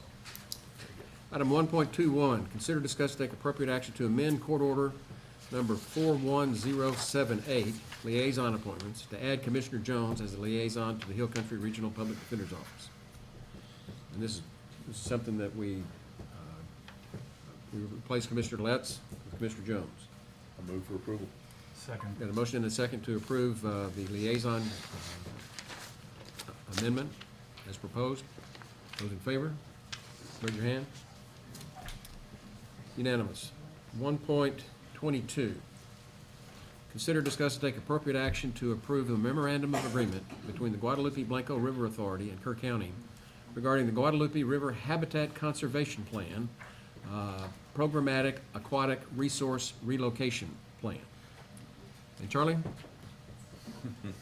Charlie and Kelly and I met with GBRA last week. We met with them the first time, 2-3 months ago, That's right. several months ago. And when we met with them the first time, and I'm just kind of setting the stage for the details on this, Charlie. We met with them the first time. Obviously, they want us to join the plan. They're trying to get all the counties in the Guadalupe River Basin, which I think is a good idea, that all the counties join together to deal with this fat bucket problem. That's the muscle that we're dealing with, is the fat bucket. And originally, when they came to us, they were allocating annual cost to be a part of the group that's going to deal with the federal government on this thing, was $40,000, and $40,000 a year. And we just didn't think that was an acceptable price. And by the time we left there, they had reduced it down to, for Kerr County, and what they're doing is they're trying to put the price per year dependent upon the risk factors. And our risk factors are fairly low. We have 2 dams, we have 2 lakes, one in Ingram, one at Center Point, Flat Rock. And lines. Huh? So there's 3 there. Okay, and Yeah, flat rocks and the fat bucket, the fat bucket, A muffle. those little mussels kind of live at the bottom of where the dam is. And the problem is that if you drain your lake, you drain it and expose that bottom part of the dam, you gotta relocate those fat buckets, and you gotta have a plan. Well, this is federal, it's, you know, these is Endangered Species Act problems here, things that we never even thought of. But we have to protect the habitat for this. And so, when we talked about it here in this court last time, we talked about, well, let's just make a policy that we're not gonna drain any of those lakes. Now, there is always the possibility that there may be natural circumstances where those dams get washed out, and then we would have it. And so, and we advocated our case, and I thought quite well, Charlie and Kelly did a great job with it, that our risk exposure is among the least in the whole Guadalupe River Basin, because we're at the headwaters. The river gets bigger and activities get more complex going downriver. And we didn't think that it was fair to charge us the same thing they were going to charge the camps, and I like all those camps, but realistically, when they drain them every year and get the kids out there with brooms to sweep the bedrock, they're going to have a lot more exposure than we are. So, the good news is, and I'll just throw out the number, Charlie, and let you run with it. We've talked them down to $10,000 a year. We'll be the lowest ones in the group. And quite frankly, for $10,000 a year to be part of the group that, because we know that if we get singled out, if we have a problem, it's probably going to cost us at least anywhere from $150,000 to $200,000 to get all the consultants' reports and do all the stuff that the federal government's doing. And they provided us data on that. But it's down to something that I think is livable, in my opinion. Yeah. Charlie? Thank you. What's before you today is a memorandum of agreement. It's my understanding from reviewing that, and I'm not an attorney, but there are some outs if the court so decides to rescind whatever if you were to enter into that agreement today, I suppose you could rescind that later if you needed to. I think really what GBRA needs is they're looking for partners to be a party to a permit that GBRA is going to apply for from the U.S. Fish and Wildlife. And that is called an incidental take permit. Sometimes during the course of whatever activities you're having on the river, say that you drain a lake, you could incidentally take some of those mussels. So the permit, what they'll do is they will outline, if we ever drain that lake, this is how we'll drain it. We'll drain it slowly. That helps. We would have a biologist that is an expert in mussels be involved. We'd probably have some divers involved, and they would provide the expertise to help us comb the area, find mussels that got stranded, that need to be relocated back to the water. It's really just that simple. If we don't join this group, if we ever have to drain one of our lakes for any reason, we will have to go get this permit ourselves from U.S. Fish and Wildlife. So it just makes common sense to ride the coattails and join this coalition, is the word I'm using, this group, this party, be a party with GBRA in their permit that they are seeking with U.S. Fish and Wildlife. If we choose today not to join, we will have a very difficult time joining in the future. They need to know now if we're thinking about joining. So I think we need to think about joining. I think we need to approve this memorandum of agreement. The timeline that they are thinking for obtaining this permit and knowing for sure what the cost will really be, because Fish and Wildlife will say, well, if you're going to do this, this is how many biologists you need for the whole basin, the whole Guadalupe Basin, and they're at your becking call for any time someone needs it. So Kerr County notifies GBRA, hey, we're thinking about in 6 months doing something with this dam. Then that's when they would send their biologists out and their group, their team. But again, they have estimated kind of a worst case and a best case scenario of what it would, our cost would be in a best case scenario. It's somewhere in the $10,000 range, and we felt like that would be a reasonable cost. It's kind of an insurance policy, if you will, if you were to join. and they think that they'll have this permit as early as 2027 and as late as 2029. And once they get real close to having the permit, then they'll be able to nail down what the cost will be and come back and ask you to officially join the group, and that's when, at that point, you would start paying annually that fee. They're looking for a 30 to a 50-year permit from U.S. Fish and Wildlife. I don't know what kind of an appetite U.S. Fish and Wildlife has for something like this, but that's reasonable. They're going to ask for a 50-year. We don't know. U.S. Fish and Wildlife may come back and say, oh, 20, 30, 35, but whatever, however, when they get the permit and they know the years, that would be the commitment at that point that the county is committing to.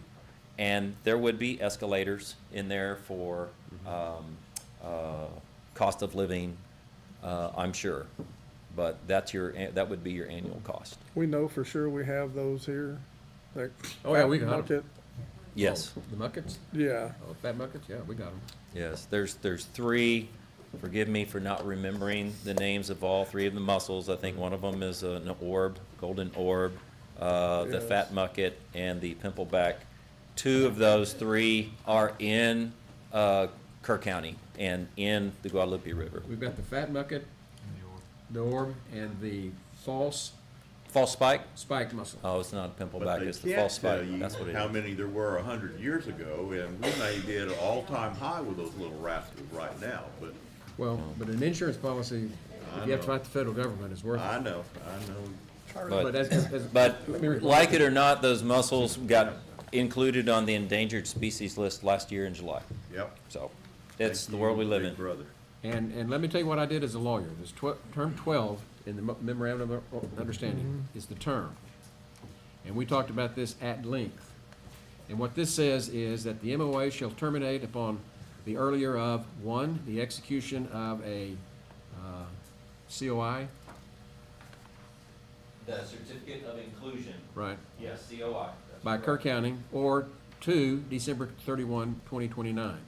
Notwithstanding, this MOA may be terminated by either party without cause upon 90 days notice following prior written notice of termination provided by either party.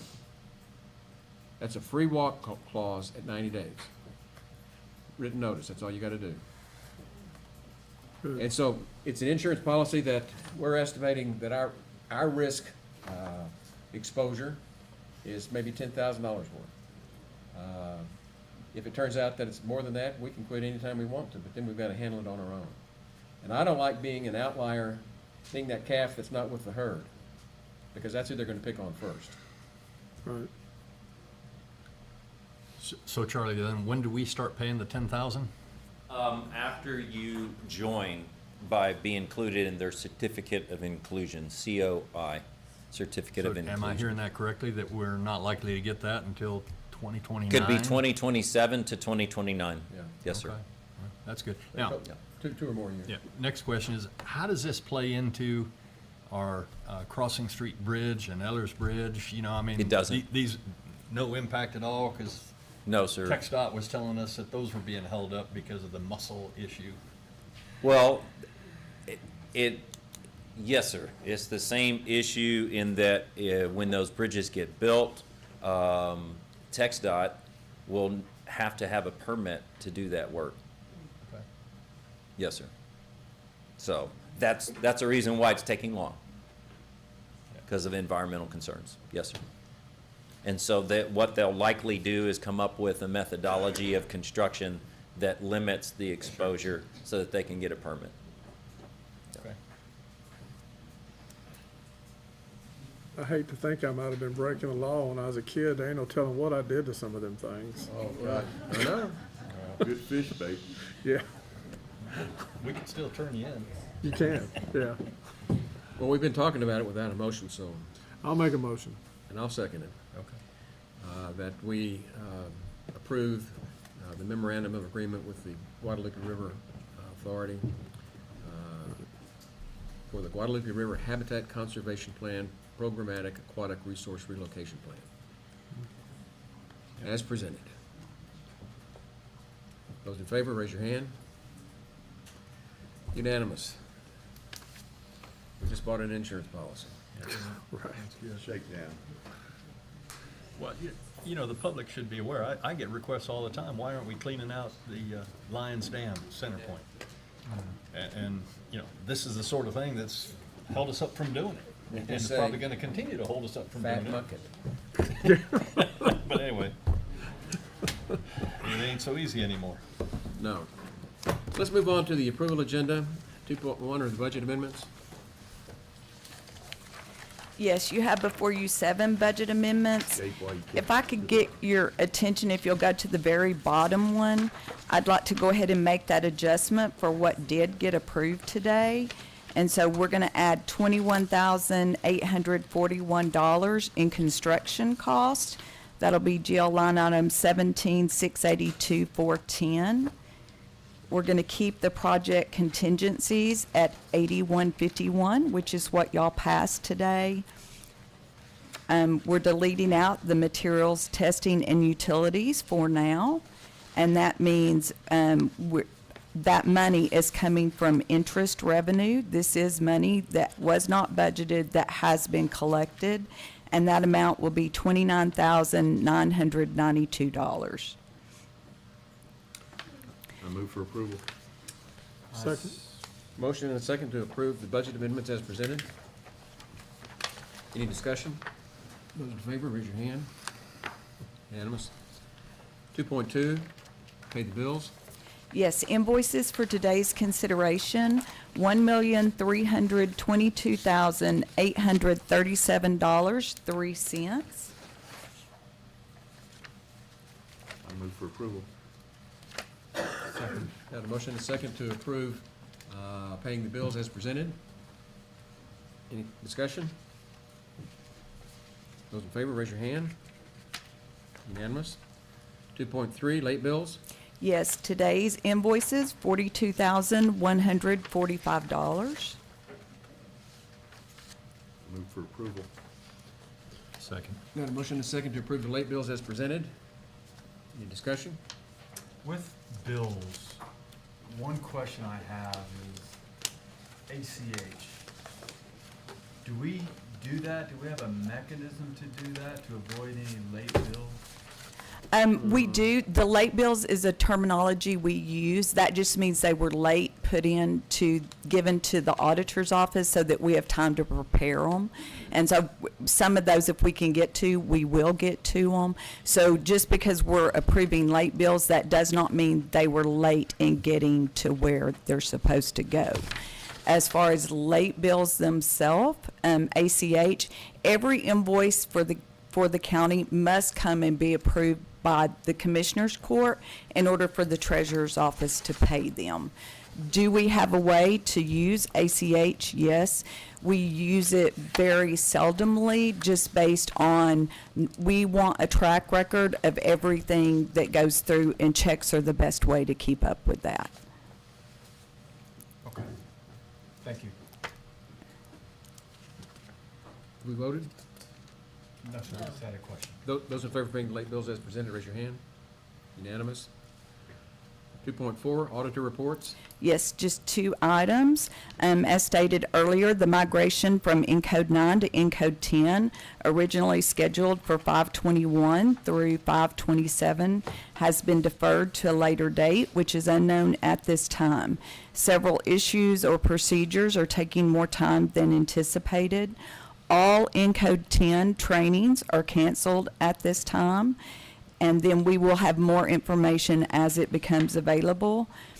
Second item, budgets. Don't forget, your budgets are due on Thursday, 5/15/25.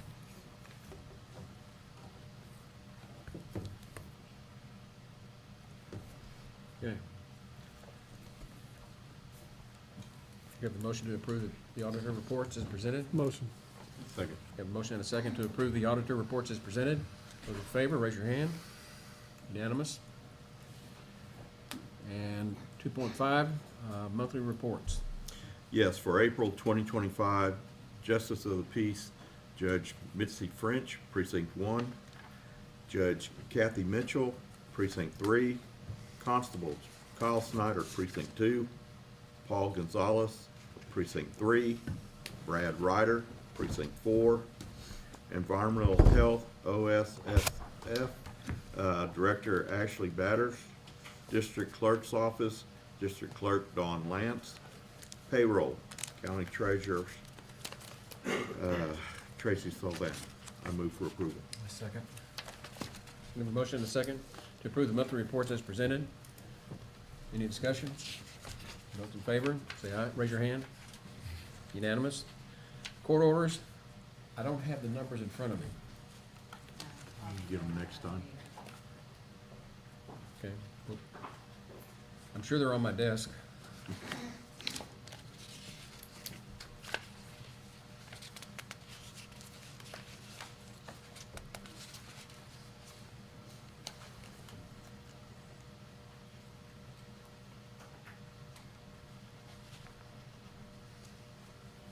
Well, I've reviewed the court orders and they were all acceptable, and y'all have seen them.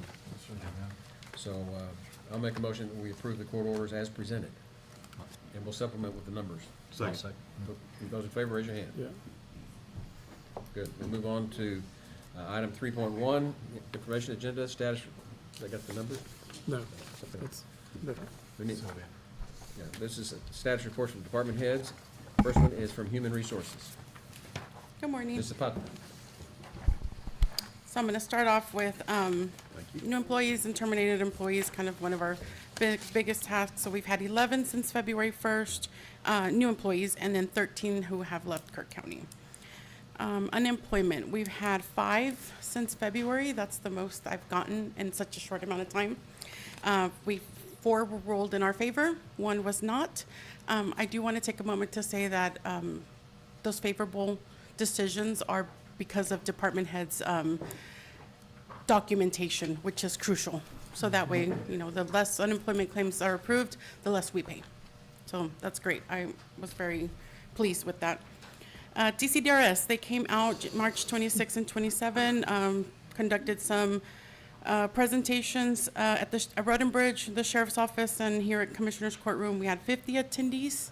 And then we had 28 individual sessions, so that they were booked, and so that was good for them. Very informative. Supervisor training. On April 22nd, Sharon Blankenship with TAC came out, conducted a training for supervisors on unemployment law with discipline and documentation. We had a total of 43 attendees, including my department, and that was very good. Very informative, good tips for department heads and supervisors. Ilda and I attended risk management, county management and risk conference in Round Rock, and we were presented with the 2024 Excellent Safety Award for Kirk County. Ernesto Galindo will be here June 9th. He will present the award during Commissioner's Court. That's great. Commissioner's Court workshop, TAC is still planning on coming out June 17th to do an educational workshop on the different services that TAC offers to Kirk County. Salary survey, just kind of a little update. I should hear something this week from Mr. Whirling. He did get a little delayed on our salary, so that's why we haven't heard much. But we are scheduled to meet later this week, so we can get initial reports. Budget, it's been busy. We've been working on providing departments with cost for any special requests or new requests or going to be putting into the budget, so my office has been busy just providing the information to them. We've also been working on the property, liability, and the health insurance cost. Later this month, I should have an idea on a range of how much our health insurance could possibly go up, or hopefully it won't. That's all I have for the HR side. On indigent health side, since the middle of February, my department's kind of been all hands-on trying to get everything, reconciled. I want to say thank you to the Sheriff's Office. They have been crucial in establishing new procedures, opening up communication so that we can work better, more efficiently when we're receiving bills and that kind of information. So they were great. They met with us, and we will be moving forward on a semi-annual basis to discuss different ways that we can improve just the system overall. Cindy Hernandez is our new indigent health coordinator. She's been with me for almost 2 months now. She's taken on the task of creating new procedures, making sure that things are getting done, that stuff is getting filed, that bills are getting sent up to AP in a timely fashion. So she has done a great job so far. We're also cross-training with HR. So I plan on fully utilizing that position to its full potential where it hadn't been in the past. So I'm excited about that. Being able to use her fully has been great. It's been a great just end result. All outstanding bills from the previous fiscal years have been reviewed and processed, reconciled with the spreadsheet that was provided to us and have been submitted to AP.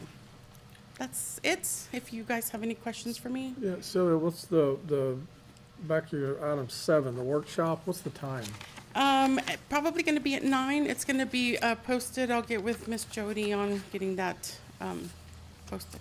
Okay. But we should block the morning for that? Yes. And we probably are going to do it out, we talked about doing it out at the Ag Barn. It's more of a training type thing, but it is for the members of the court. Anything else for Ms. Zapata? Thank you. Yep. Thank you. Escape while you can. Next one is a quarterly report from the Information Technology Department. Good morning, Court. Quarterly report from the IT department.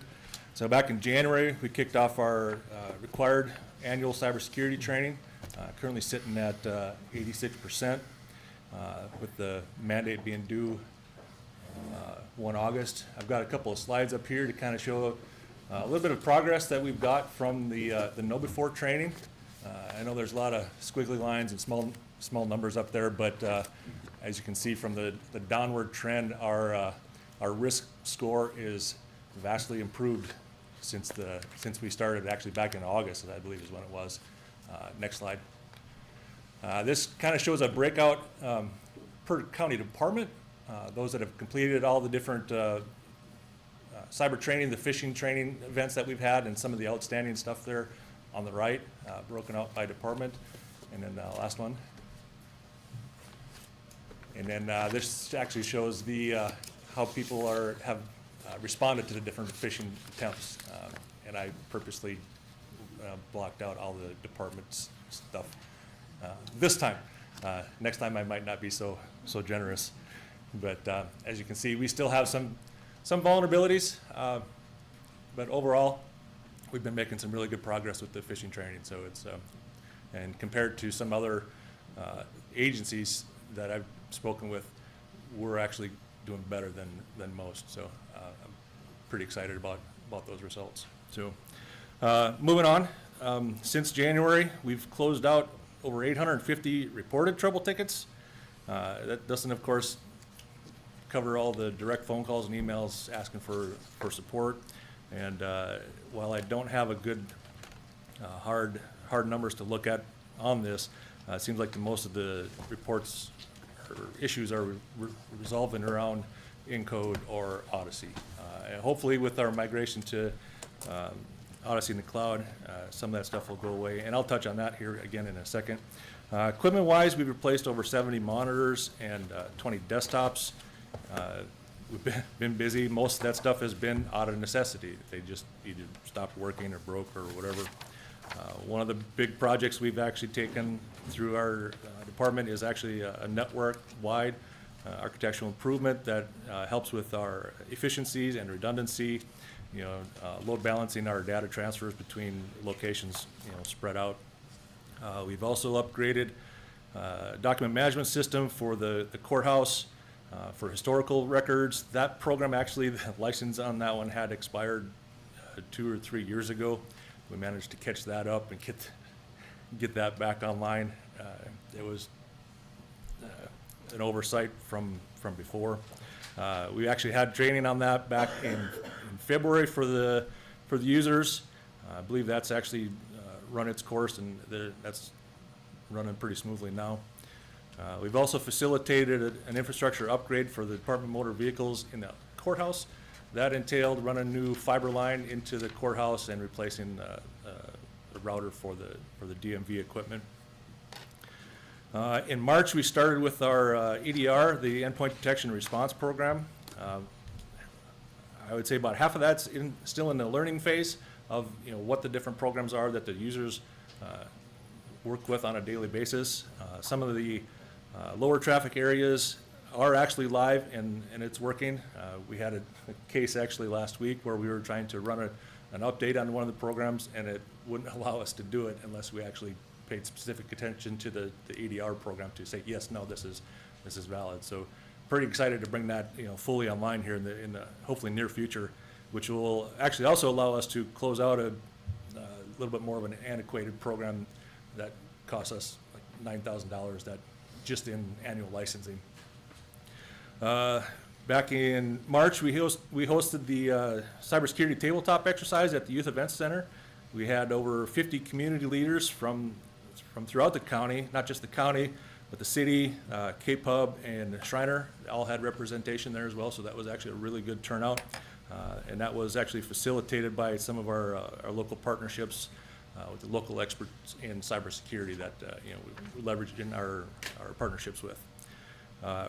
Right now, as we speak, probably one of the biggest movements the county's had software-wise in a while has been the Enterprise Justice Software as a Service, the Odyssey platform that was on-premise 2014. We went live on that on Thursday, and it was a pretty good movement. Anytime we deal with a project of this magnitude, you don't know what you don't know, and thankfully, the unknowns were relatively minor. We've been able to have some workarounds to fix and operate.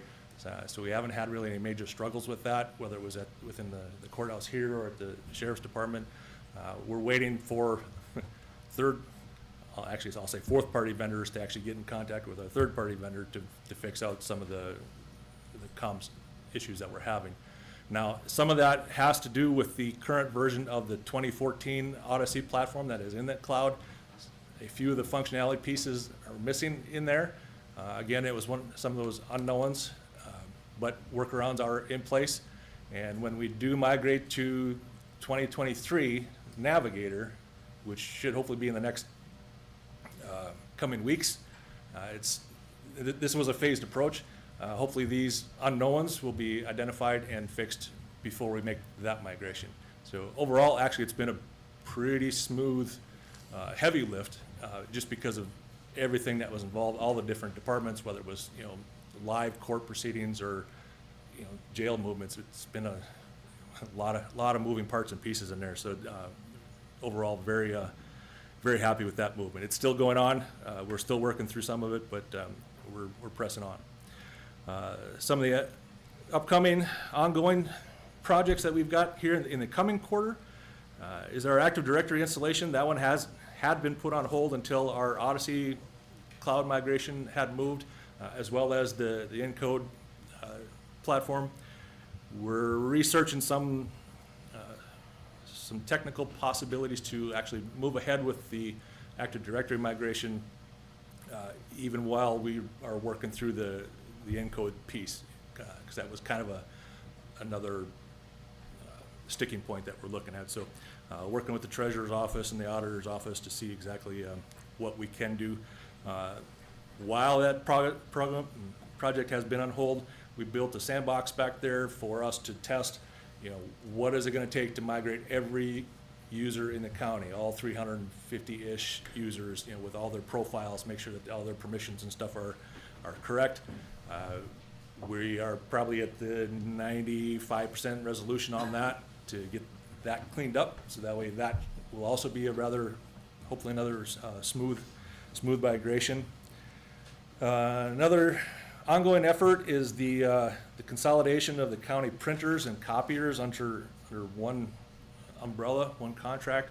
I've been working with a couple different vendors now. I'm kind of waiting to see exactly what those numbers are going to look like when they do come back. Hoping to have that here in the next coming weeks. By the looks of the initial data coming in, I'll probably have to readdress that with the court for fiscal year 27. I don't think I'm going to have, based on the current contract structures that I've seen and just the budget numbers, I don't feel I'll be prepared to try to grab that for fiscal year '26, and most likely fiscal year '27. One of the more popular questions is Office 365. Been waiting on the Active Directory piece for that to go live before I went with 365. So we're looking actually end of June, early July for that to happen, and we're actually going to have the assistance of TAC with that, with their experts to aid in the migration. So that with their expertise, they've actually had some really smooth migrations, and we're anticipating some of the very same. And then Windows 10 will actually reach end of life in October, not end of support. So the machines that are actually out there deployed that are still running Windows 10, they will work just fine. However, with my migration efforts in place, hopefully we can get to the older units and get them phased out before we have any problems with that. So other concepts and ideas that we've got on my whiteboard there in the back office is retiring or shutting down the old servers that are running, Odyssey specifically, 'cause that was a CGIS write-up from before. So our migration to the cloud with that should take care of that problem with the DPS and the Sheriff's Department. Along with that will come an effective or a full examination of how and where we are storing all of our data. We got backups of backups that are backing up backups, and it's just, we need to get that cleaned up. We are putting vital records into a Fort Knox cloud environment. So should we ever get hit with something, we should have the ability to recover that data fairly quickly. If there are vital records that we haven't identified yet, please get them to me so that way we can address that accordingly. Other projects that we're involved with, obviously, is with the adult probation move. We'll be actually physically running new cables, putting in new switches over there. We've had some input with the animal control facility. As Charlie had mentioned, do it now before, otherwise this. So we've had some input there. This week, on the 15th, actually, we will be supporting the 4th Court of Appeals. They'll be here in town having their court, so we'll be aiding them in their broadcast to YouTube for their audiences. May 27th, I will be onboarding an intern for my department. I had 3 candidates from Schreiner interview. It was very competitive. I was very pleased with the product that the university is turning out. My intent for this intern is to help with our modernization plan, replacing the older computers, getting them off the network, building an asset management plan that'll actually aid in my modernization efforts, continued modernization efforts. So this intern will be busy. So I'm excited to bring her online. And then a topic that's been kind of floating out there, and I haven't really put a lot of movement to yet, but is hosting a Kerr County only internal cybersecurity tabletop exercise.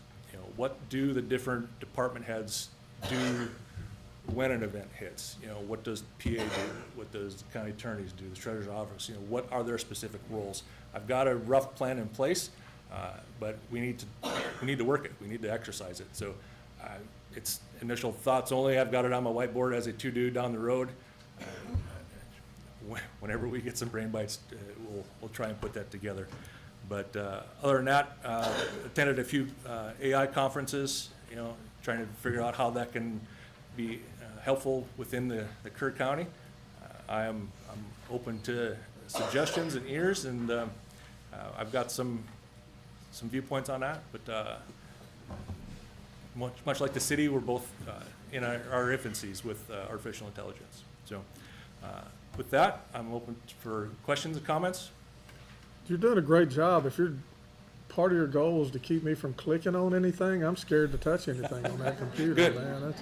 That's job we've well accomplished our done. goal. Yeah, job well done. Thank you. I thought you were that long blue line. I know. I mean, I look at an email, I'm like, okay, wait a minute. Yep, and the testing is getting much more sophisticated, which is what the intent was. Well, I'm not, though. That's the problem. Good report, Corey. All right. Absolutely. Thank you. Good job. Okay, moving on, 3.2, status reports from elected officials. Okay. 3.3, staff reports and liaison commissioners. Just have one, put all aside the animal control, if you want to go see the poor, it is a major event, major milestone on the week of 19 May, if you want to come on out. We'll be there to facilitate that. There is some good news, that company that's doing the construction is doing it very well. They've avoided some significant rain issues with keeping on time, with satisfying our requirement for fire water with the city and permitting, and I'm happy to see that, so we're not in trouble with the fire marshal, which is great. So well done on them, thank you. Yes, I don't know if everybody's aware of it, but there is an active search for a new extension agent, agricultural extension agent for us. Mike retired this last month or first of the month, and so that search is going on. And Michael Haynes, the district coordinator, feels like he has some good candidates. So we'll see how that goes. Good time of year for people, if they have children, you know, this is a good time to make a move if they want to relocate. I don't really have much other than I'm meeting with most of my liaison folks regularly, and I enjoy it. Do they enjoy it though? They may not. Probably not. Yeah, they may not, but I tell you, I appreciate the ones that y'all put me on, because it's been fun. I enjoy meeting with them, and I meet with, especially Charlie and them, I meet with them regularly on stuff, but one of the busiest things to meet with probably. But Headwaters, UGRA, you know, all of them, I just enjoy them all. So, good folks to work with. Okay, I've got a few updates. We had a aggregate production operators advisory council meeting last Tuesday. Wheatcraft was scheduled to present an update on how the progress they've made adopting the recommended best management practices. Unfortunately, they didn't show up, but we did have a very interesting presentation from Mark Friesenhahn, representing TRAM, about the 2022 Texas Water Development Board State Water Plan with respect to aggregate mining use. And it shows some very alarming trends, not to do with aggregate production, but just about water demand and consumption and lack of availability. So it's interesting that they have that plan, and I'm not sure that they have any solutions to get us where we need to be. But it's not a reflection on the aggregate mining industry. Again, that's a very, very small piece of the pie. On the indoor arena, the roof replacement project, the roof is complete. We did have a minor change order, $1,500, to address a gutter overflow situation, which no doubt was part of the problem that created the corrosion on some of those structural beams right on the edge of the building where the other, where Jake's office is and that little intersection between the Happy State building is. Anyway, easy solution. They just had to drill some holes along the top of the gutter. These are very oversized gutters, but that roof is so large that you get so much water pouring into there that the gutters overflow. So now they've got some extra holes right along the top edge that hopefully let the water get out before it backflows and comes into the building. So that was interesting. And we did receive a budgetary estimate for replacing the walls and insulating the walls in the building. We've done the roof. At some point, we need to do something with the walls, and there are two options: to spray foam versus putting in more conventional insulation, but a lot of the panels would need to be replaced. So anyway, that'll be part of the presentation that we put together for the budget for next year, because it's certainly not in this year's budget, and we'll see how that looks. Let's see. Okay, moving on to VFDs, we had a CARFA meeting. That's the Kerr Area Rural Fire Association, which is all of the fire chiefs. That was May 7th at Tierra Linda VFD station, and the main discussion was the new radios. And let's just say that it's been problematic, and working through a lot of the issues. And getting people a little more familiar with how this new system operates, but we've got a ways to go before everybody's happy. The other thing that was a significant issue that got a lot of attention was the information that's available for firefighters, in particular volunteer firefighters, but I think Kerrville might be a little bit different. But basically, a lot of information goes out over the airwaves, and it's available for the sheriffs, the deputies rather, and responding folks there, but it's not available. It has to be encrypted apparently because of the laws, and so it's not available to first responders, and it's some things as straightforward as you would think. Needing to know whether there are seriously injured people in a traffic accident or not, or potential, because frankly, the deputies are frequently the first on scene. And they're conveying that information back to dispatch, but the dispatch isn't making it available to the fire department, so the fire departments don't necessarily dispatch the right equipment and the right people. And time is everything when it comes to saving lives. So we're going to try to sort through how some of that information, firefighters don't need to know date of birth and names of individuals. They don't need to know whether there's a previous arrest record or history. Well, that's some of the sensitive information that has to be encrypted and can't be shared, but we have to find a better way to get more of the appropriate information that first responders need to have the right people showing up. And otherwise, I think on OSSF, they're going to have some follow-up meetings, hopefully with all the members of the court, just to talk about what they would like to do, which is to revise the court order to require OSSF permits for all systems, including on new properties with over 10 acres. That's the only cap right now. So it's it would be a very minor change to the order. But anyway, I think they're going to visit with everybody individually before it comes back to court. And otherwise, we had a good investment committee meeting last week, and considering a new type of CD, which, I believe our treasurer will go ahead and give it a try. It's got a lot of upside potential, not much downside, so it was very interesting. And I guess that's it. Okay, let me go back and pick up those court order numbers that we omitted when we approved the orders. And it's the April 28, 2025 orders number 41235 through 41256. And those were the orders that we approved. Being nothing else on the regular agenda, do we have executive session? We do, and 2 items on executive session. Okay. Then we'll take a 5-minute recess and reconvene in executive session.